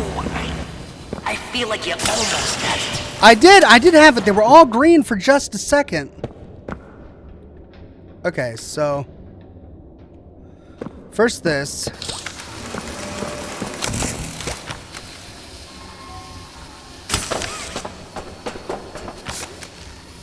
Are you? I mean, did you hit your head or something?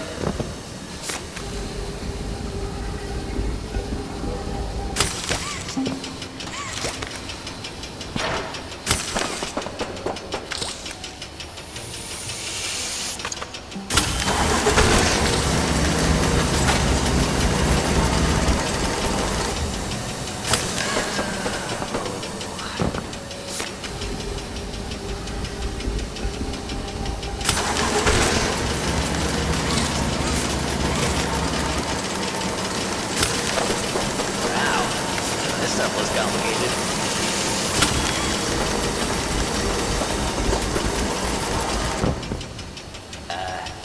Is some sort of, prank, Butcher?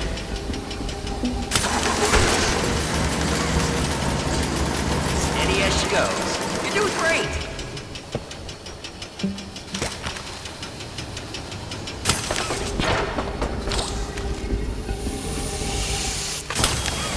Oh, I know. Have you tried solving the puzzle? You can shut up, dude!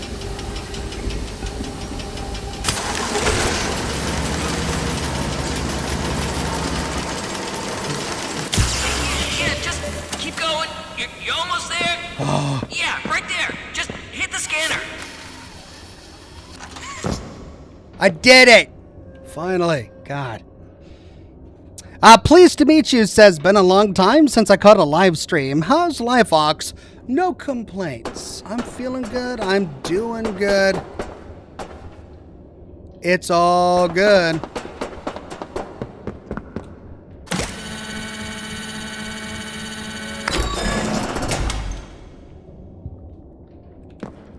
Why couldn't I just follow you guys through the other door? Gah.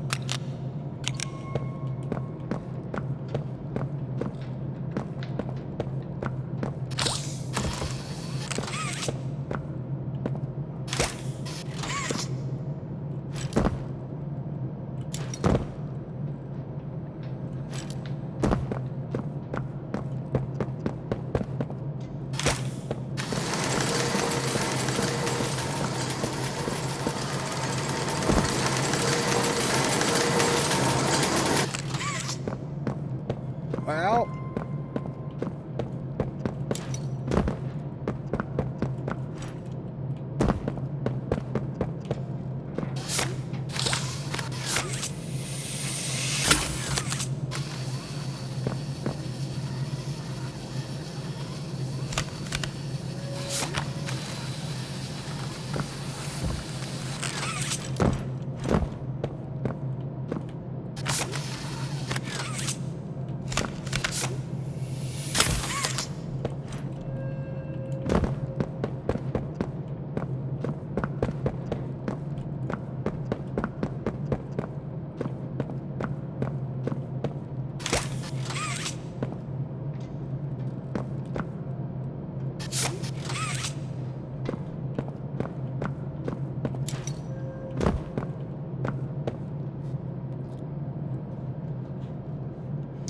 Okay, well, I don't see the small boxes.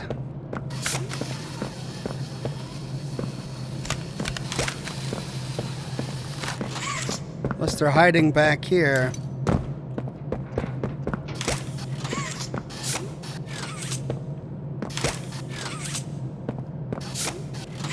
No, so I've just got the big boxes. Just the big ones, huh?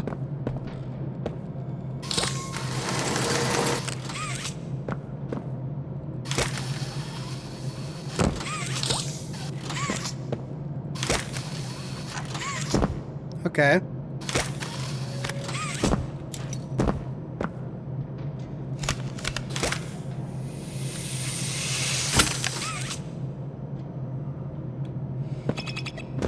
Oh. 29. 95629.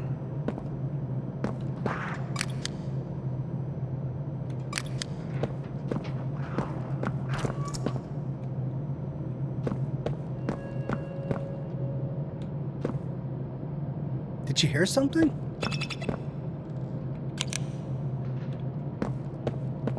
Nine 5-6-2-9 91068 21563. Oh my God! What are all these numbers for?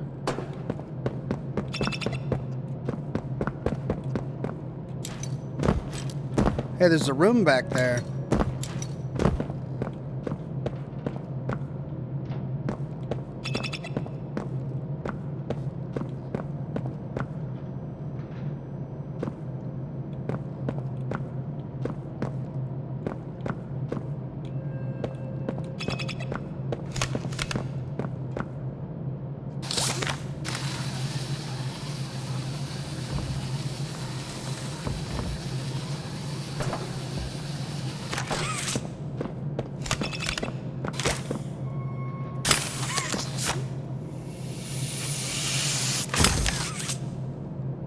That works.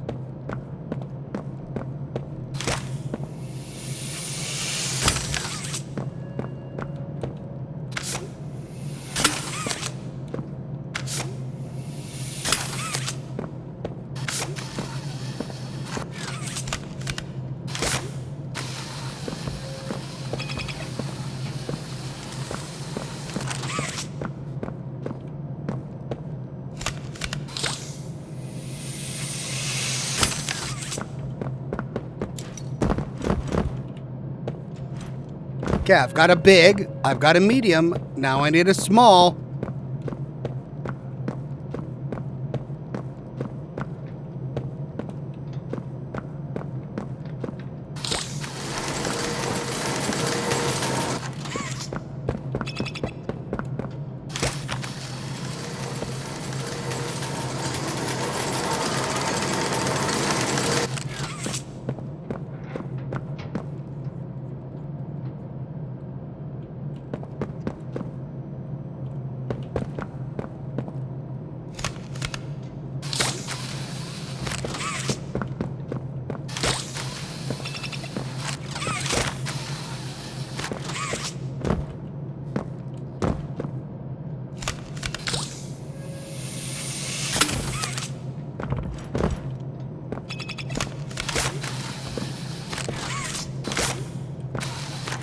Oh my God.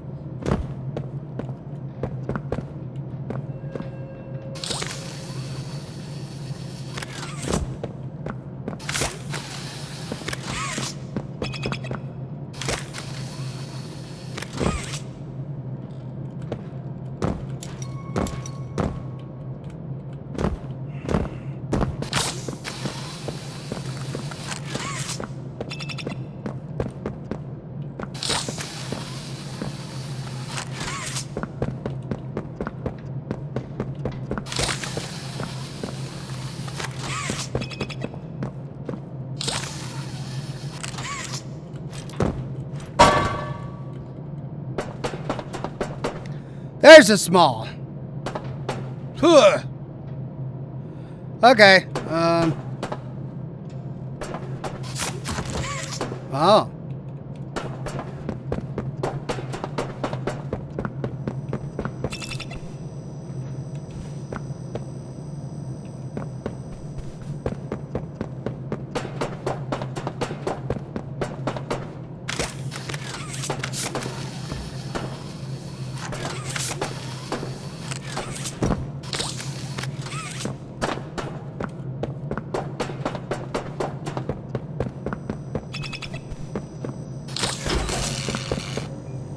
Well, great.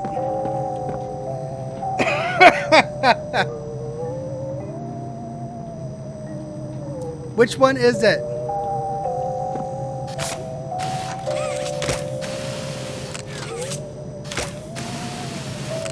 Nine two. So it's the one with the 9-2 in it? Okay.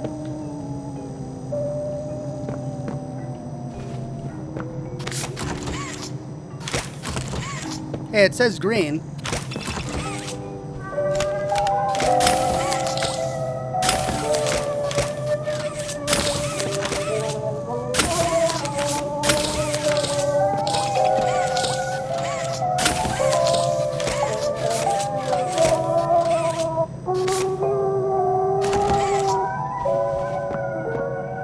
I guess I got to get all of them green? Okay, so 9-2.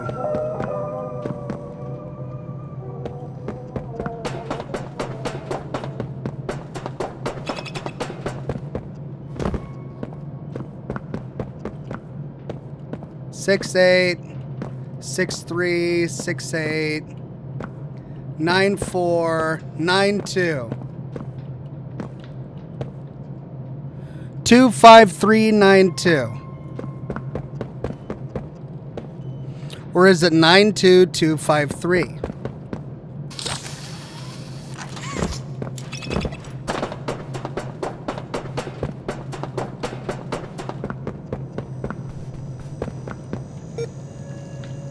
Oh, it's a 3-letter word. 2, 5, 3.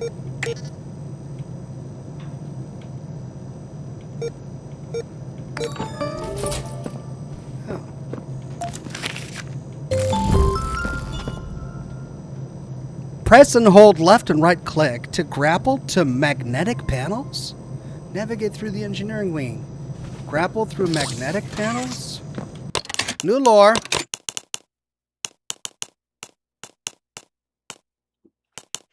Holy crap, that's a lot of lore.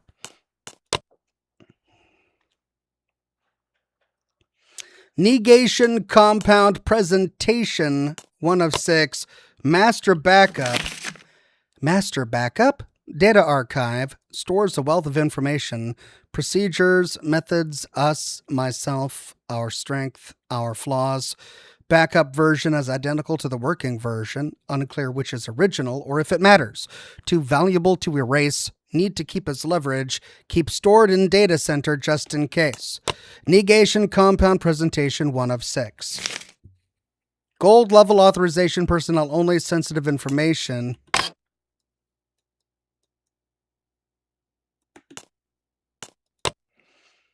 Two of 6.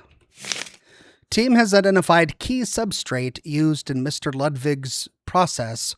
Restorative gel mixture encourages cellular regeneration and tissue growth, integral to experiment successful outcomes, spreads indefinitely when untreated and exposed to biomass.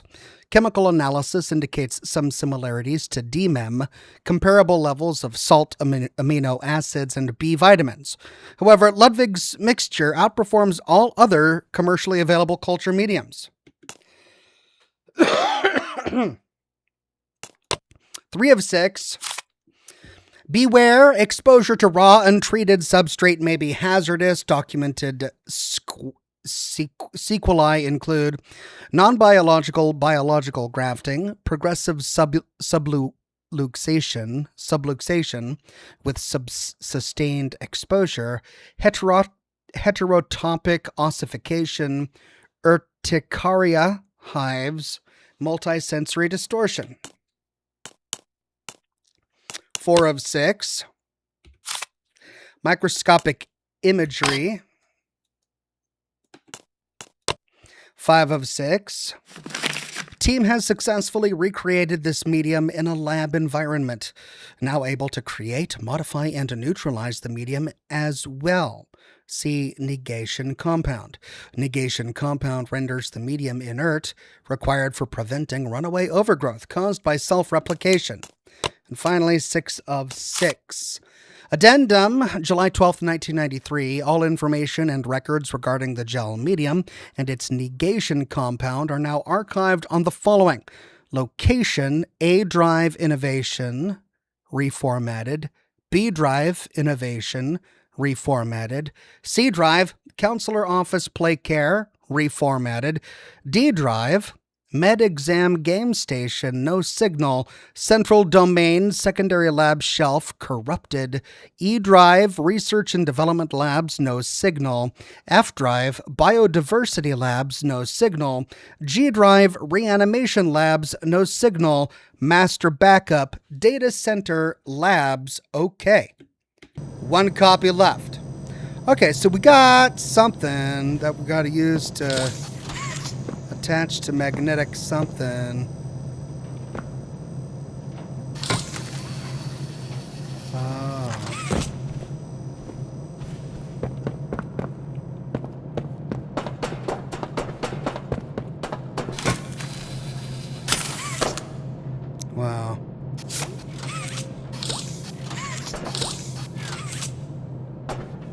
Okay.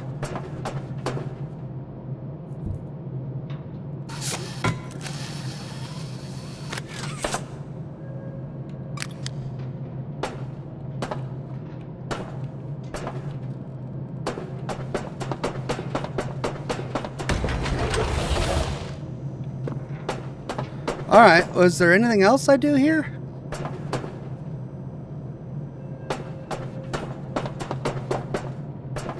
Guess not.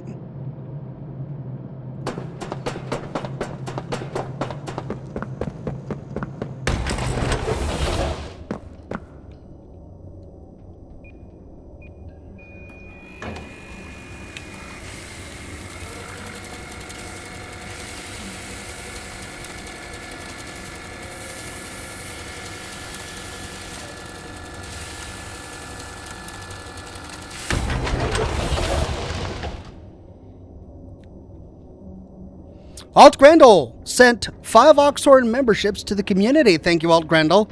Congratulations to Mr. Smiles, Waffle House, Crippled Libertarian, Villain Behind Glasses, and M. Simmons. Thanks again, Alt Grendel.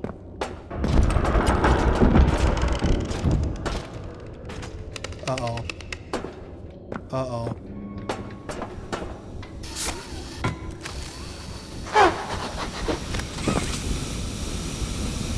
Dear God.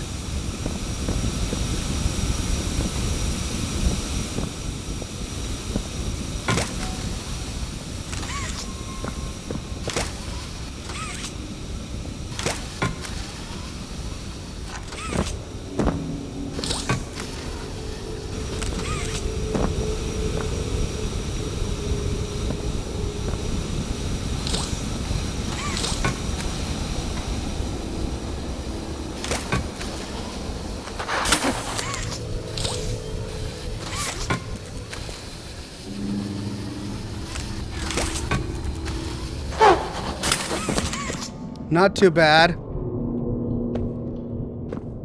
Now the door won't open. There we go.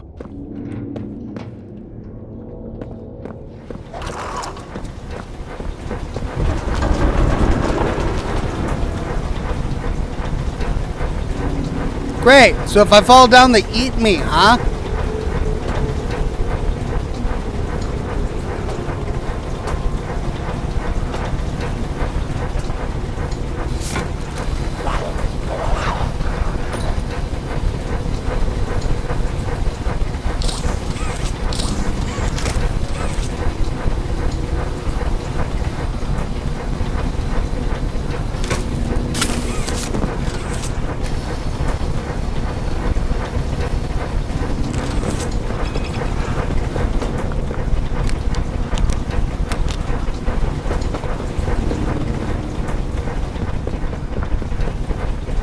Okay, I heard it. What?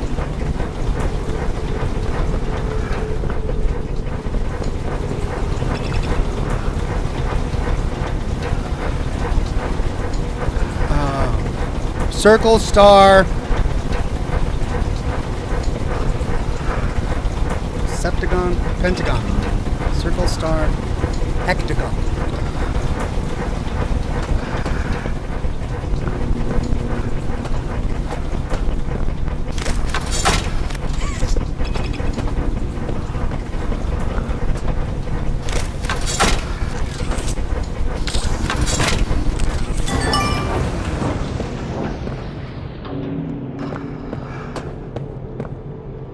Do you hear breathing?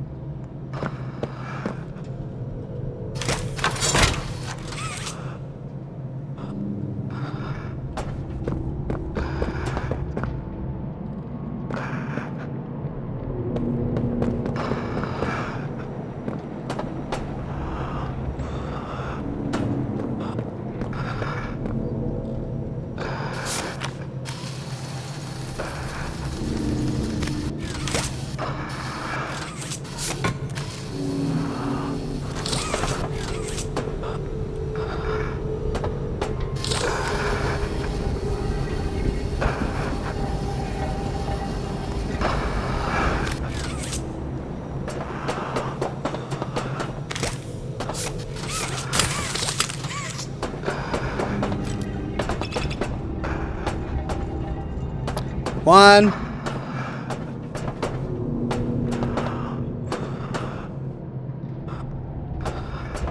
2.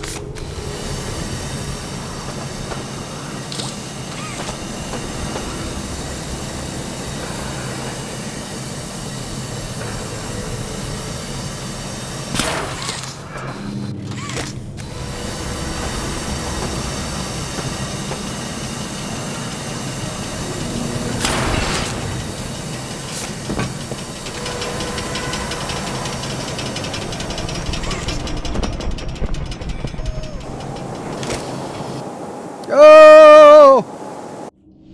Oh, that was good. I did a good thing. Yay. That's what I heard. Gas, mining charges. He was gonna burn the whole place down. Our heart's in the right place. Man, that girl's been behind glass too long. Well, she doesn't know what happened to him. And I'm not gonna be the one to tell her. Well, you know Joey. I mean, I'm sorry about what happened, but you know how it was. I always said it was safer down in recycling. And I was right.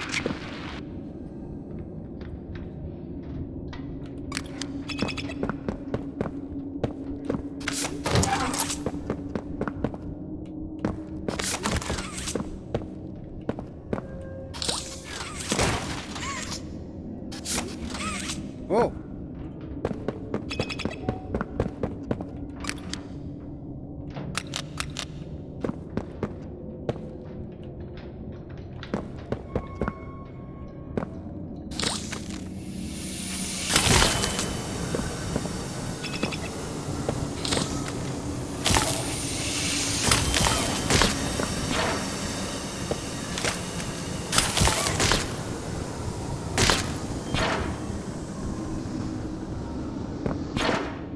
Okay.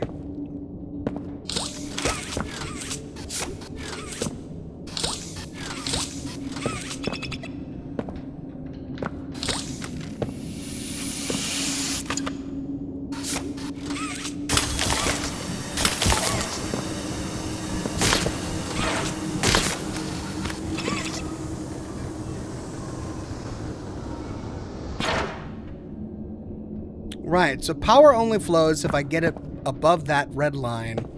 Power only flows if I get it between these two green lines.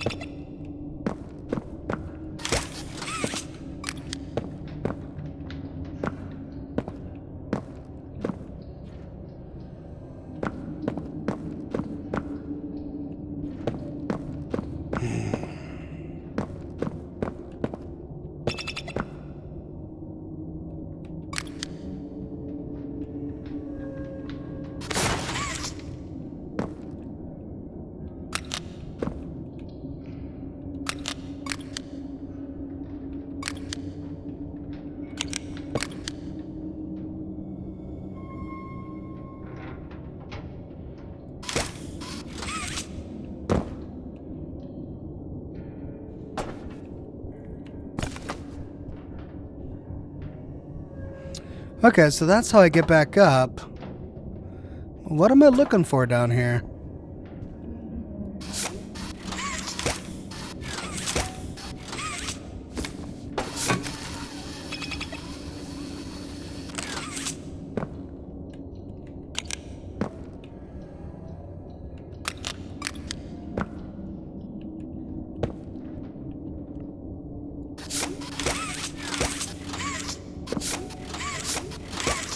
I had a picture of a sun pointing down.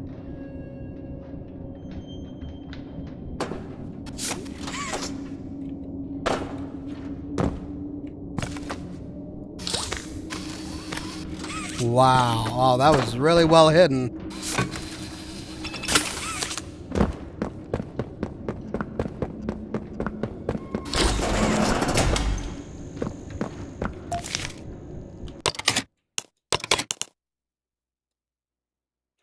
To whomever finds this, my name is Dr. Preston Willard. I'm a biologist, and I've committed atrocities in the pursuit of unattainable science. 150 people, whose names I've listed at the bottom of this document, each played a part in this, one of humanity's gravest crimes. Whatever their motives, they are all complicit. I tried changing it all from the inside, tried reasoning, tried everything. I was desperate and scared, and I made a deal with the devil just to make it all stop. I leaked dates and details. I suggested that certain people meet and talk. I created the upheaval that allowed this to happen, that left everyone looking away from what they should have. All for him. I believed the prototype was a victim, a child forced to become something else, something more. I believed the deal I'd struck would let them go free, that it would end the work. I'd read his history, who he used to be. I let my assumptions about his actions guide me. The reality is, the prototype is a monster, a copycat who's seen the worst in us and wants nothing more than to give it all back. I pushed the button. I let him out. Thousands are dead. I thought I was doing a good thing, but nobody can do good things, not in a place like this. Maybe something good can come from all of this if you tell the world. Tell them about me. Tell them about this place. Tell them that history should not remember us for what we tried to do, but for what we did. Jessica, Marcus, I'm sorry. Dr. Preston Willard. The guilty. Dr. Preston Willard, Leith Pierre, Edward M.N. Ritterman, Dr. Harley Sawyer, Dr. Bruno White, etc., etc. Wait, does it actually go on forever? I gotta find out.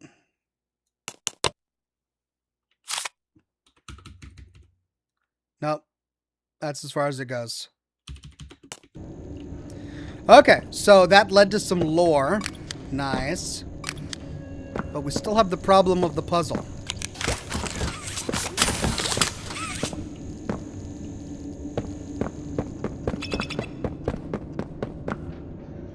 Oh, one is now permanently turned on. Oh. Okay, so we had to do that anyway.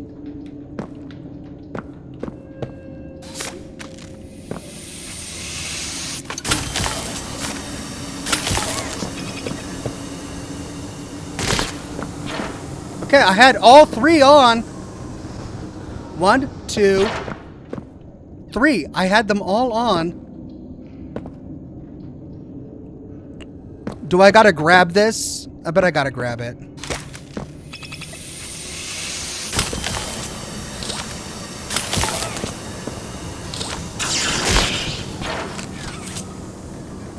Oh man, this is gonna... Really, okay.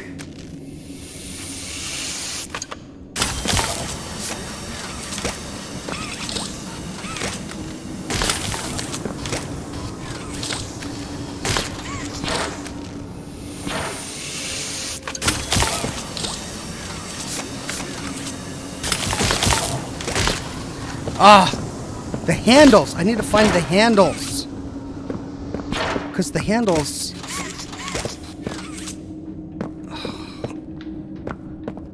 The handles keep it for a little bit.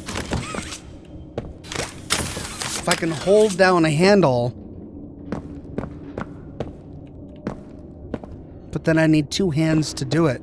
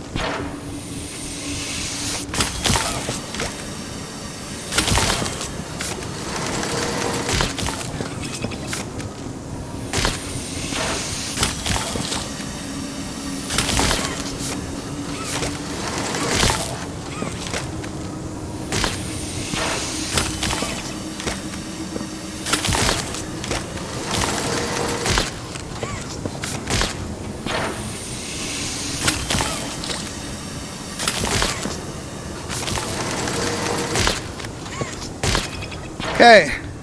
That one's over.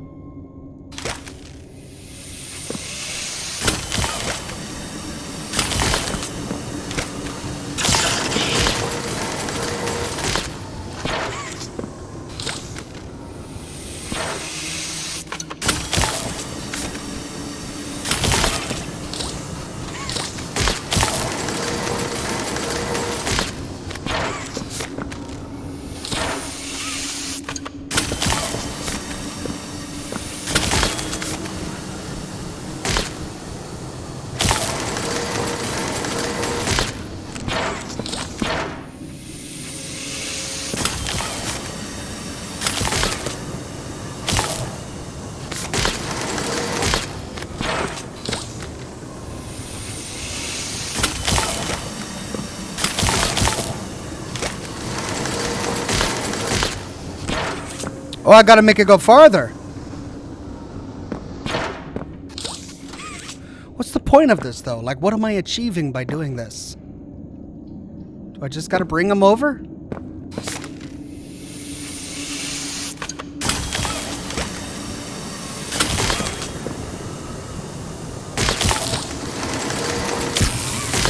Yeah.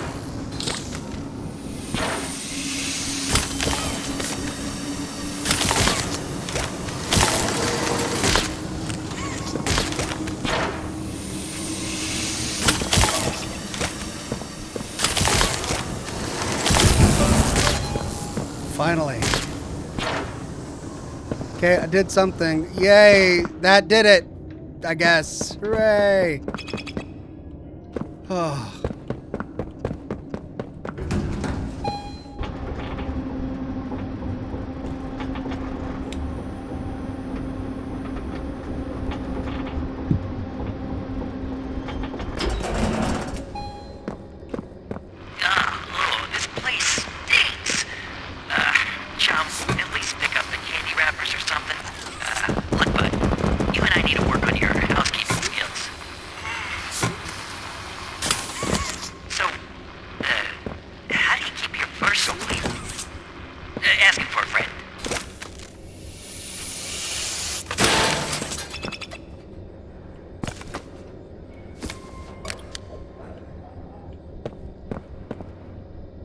Ha.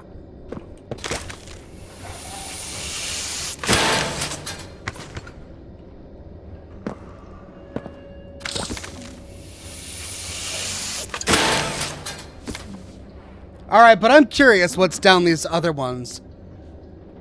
Clearly this is the right one, but what's down the other ones? Oh well, I don't want to die.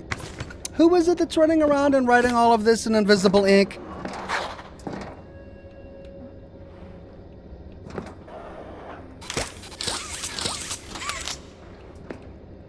Okay, so...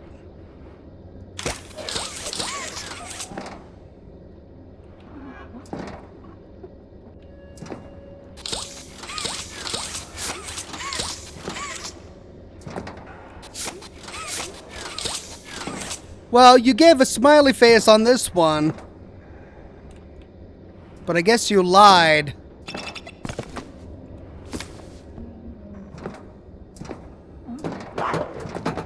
Oh yeah, this is gonna lead to death. Oh yeah, instant death. Oh man. Why would you...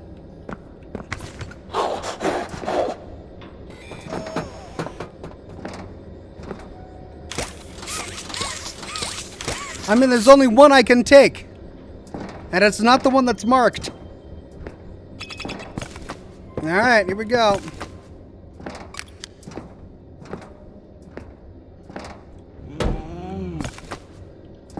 Hey, don't you take that tone with me.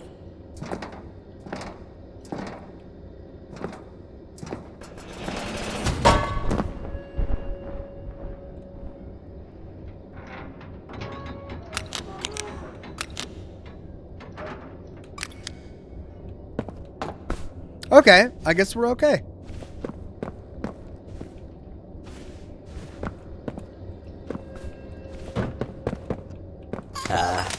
get lost?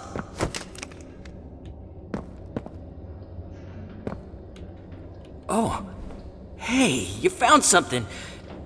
This is it. This is... Chum, what is this? Negation formula. Sounds spicy. And looks like the prototype doesn't want anyone to find it. They got it stored on a backup in IT. We can get there from the tram in reanimation. You can get us in there, right? No. What are you talking about, No? This is our chance. Well, we gotta try.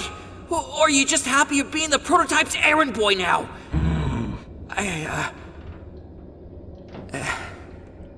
Look, I'm sorry. You help us out and we're even. I mean it. Gel Lab's a mess right now. Could go up from the pit, but let's see. Maybe we could risk Sweet Street to scrap.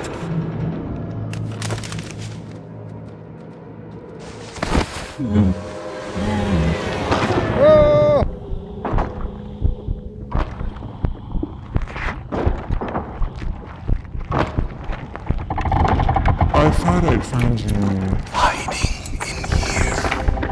My hunters. Shall pursue. 1170. But you... I need you to repair the security system. Make sure there are. Eyes everywhere. Then, Find me Poppy, before he does something. she'll regret. Nothing is more important to you than in this. and you know the price for failure.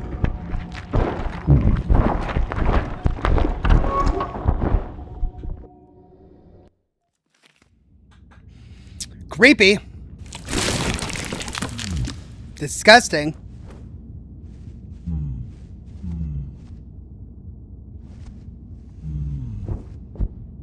Yeah, I'm all right. Bye. Amanda Crawford says thanks. Thank you, Amanda Crawford. New objective. Find a way to reanimation.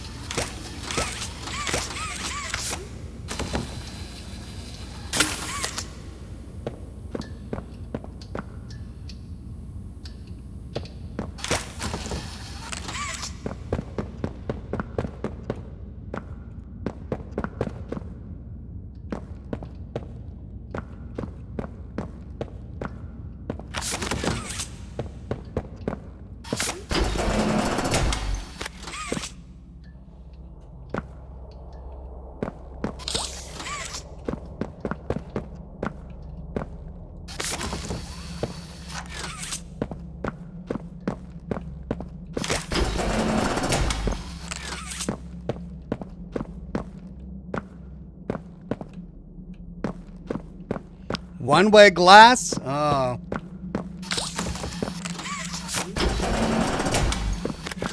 Oh dear, this is... Oh.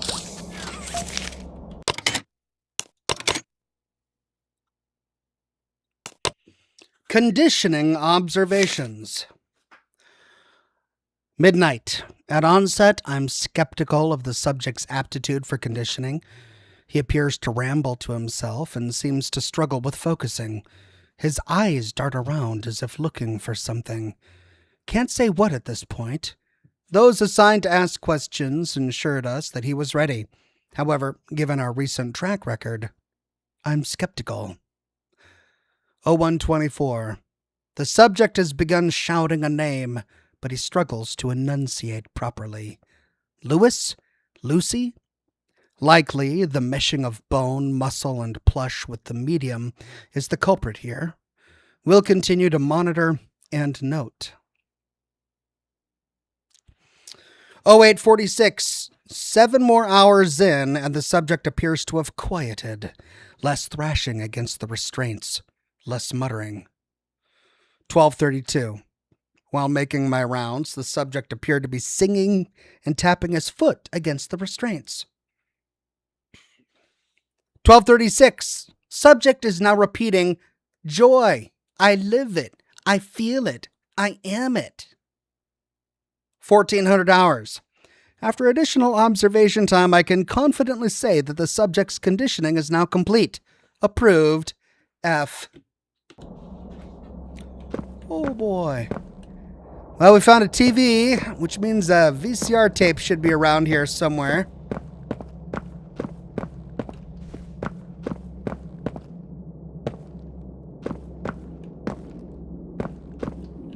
There's another one, though, so maybe not.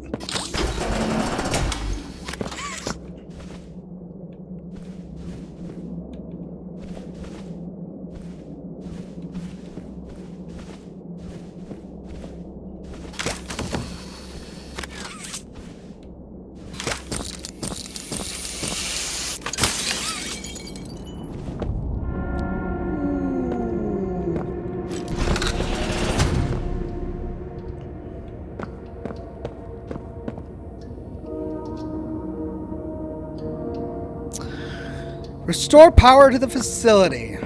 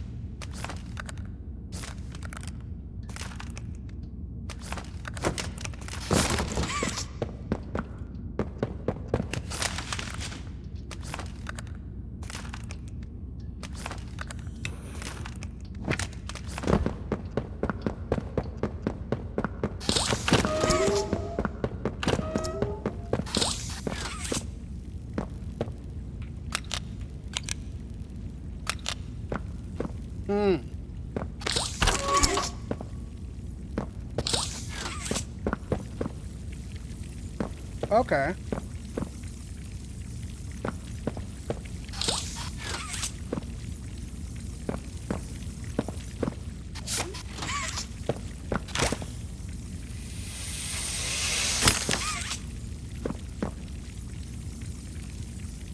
What?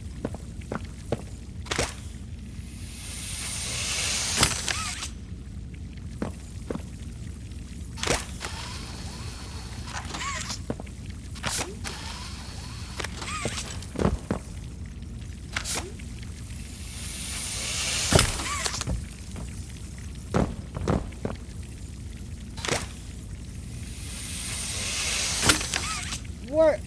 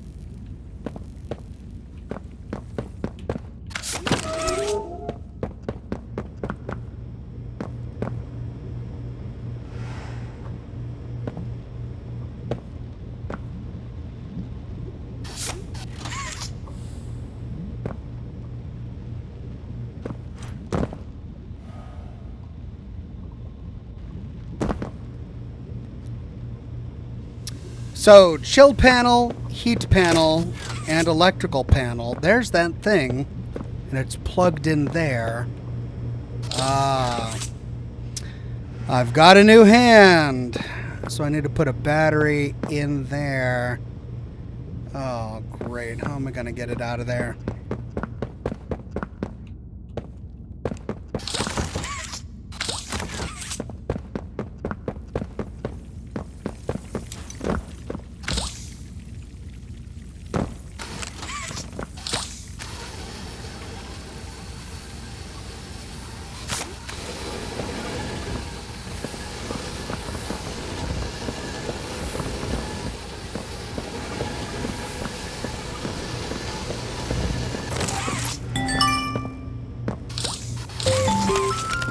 With the conductive hand equipped and while aiming at a conductive panel, press right click to charge the conductive hand, fire, ice, or electricity.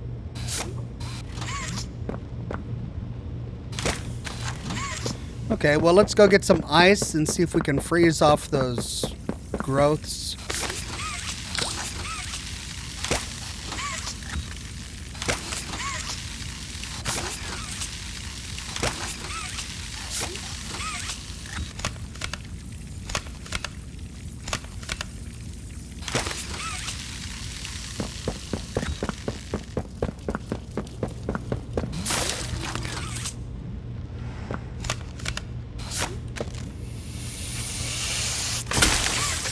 Okay, now we can get the fire hand.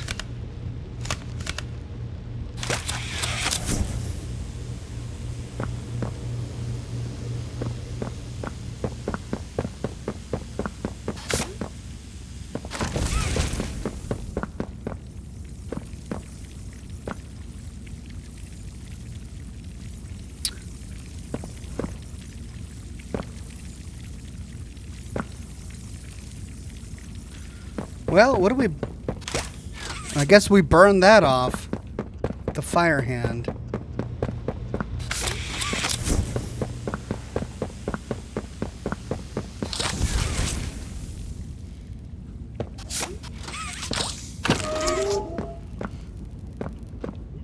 Okay.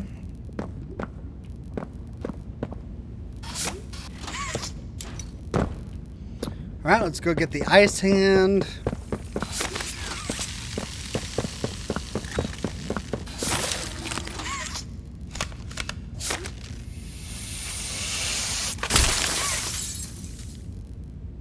Nice. Don't know what that did, but nice.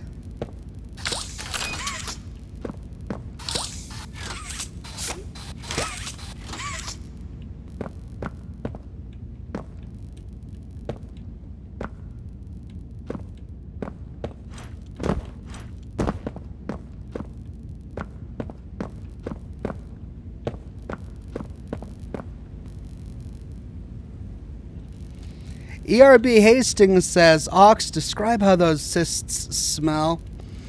Well, I mean, they don't look like cysts to me. They look like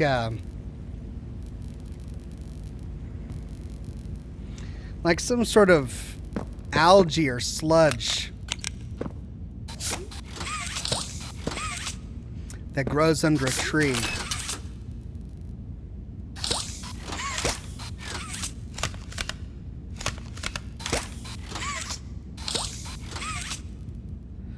Okay, so we've got two electrical.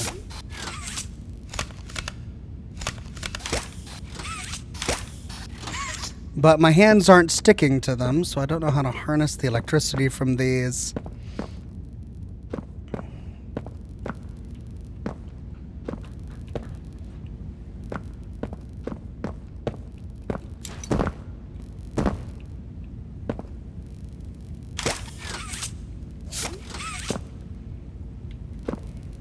Oh.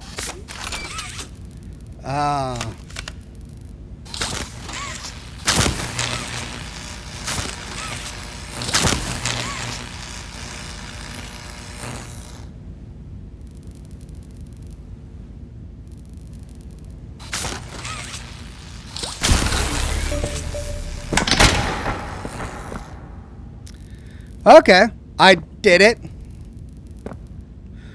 restored power to the facility.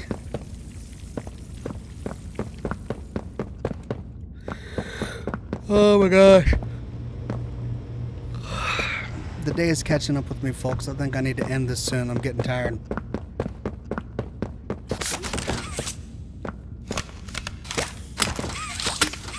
Okay, what now?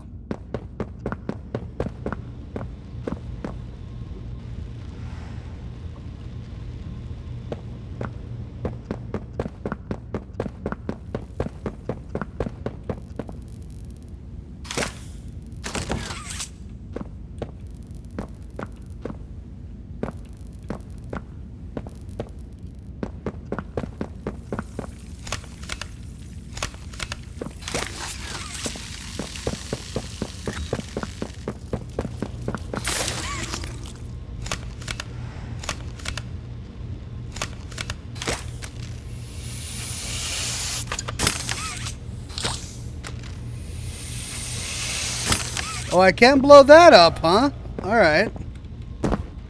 That's weird. Teach me a game mechanic and then it doesn't work when you need it to. Strange. Alright.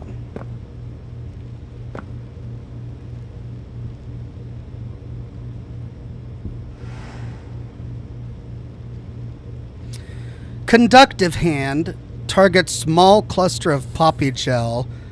Freeze poppy gel with the conductive hand. Charge pressure hand. Release pressure hand. Okay, we figured that out. But now we need to figure out how to get out of here. We can't move any of that. It's against the door.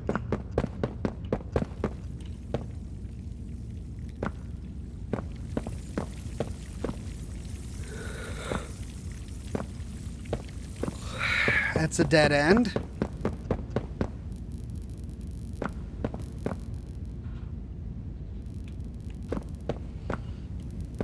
That's a dead end. I heard something, though. It was like a door. It was the sound of a door opening. Oh. No, I got that. And that's blocked.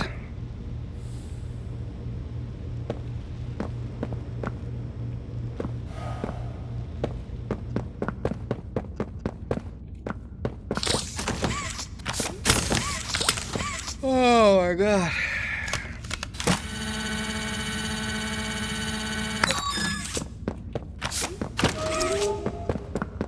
Oh, we got it.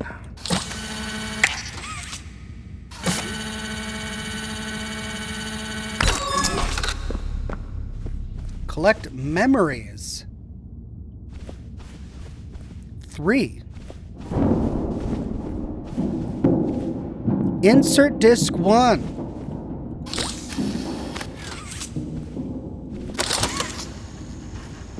Oh. So we gotta find floppy disks to get more memories. There's 3.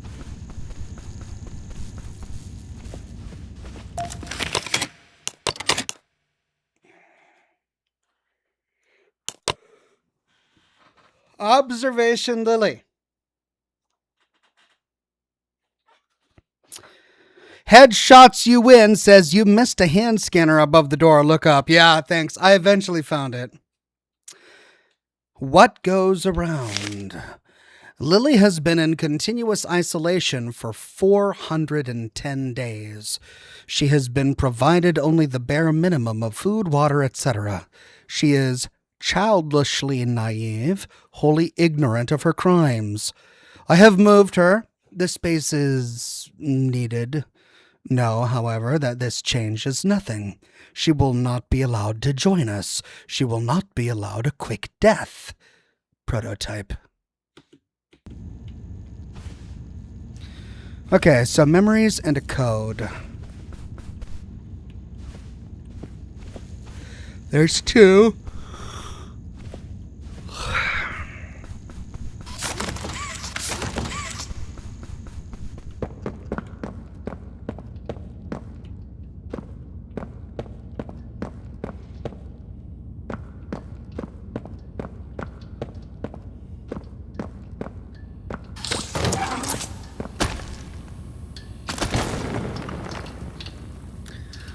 Guys, I'm tired. This is turning into a really, really big puzzle. I think I need to call it a day. I am exhausted. I'm going to get some sleep. So thanks everybody for joining me. Maybe we'll pick up with more Poppy next week. Maybe we'll dive into some Resident Evil. I'm not exactly sure. But rest assured that we'll be back next week. Same Ox time. Actually, not same Ox time. Likely on a Thursday instead of a Friday. But thanks again for joining. Thanks for the Q&A. Really appreciate all of your wonderful questions about Fallout and otherwise. And thanks for joining me during the gameplay session. Have a wonderful night, everyone, and I'll see you soon with more lore videos and more live streams. Bye-bye now.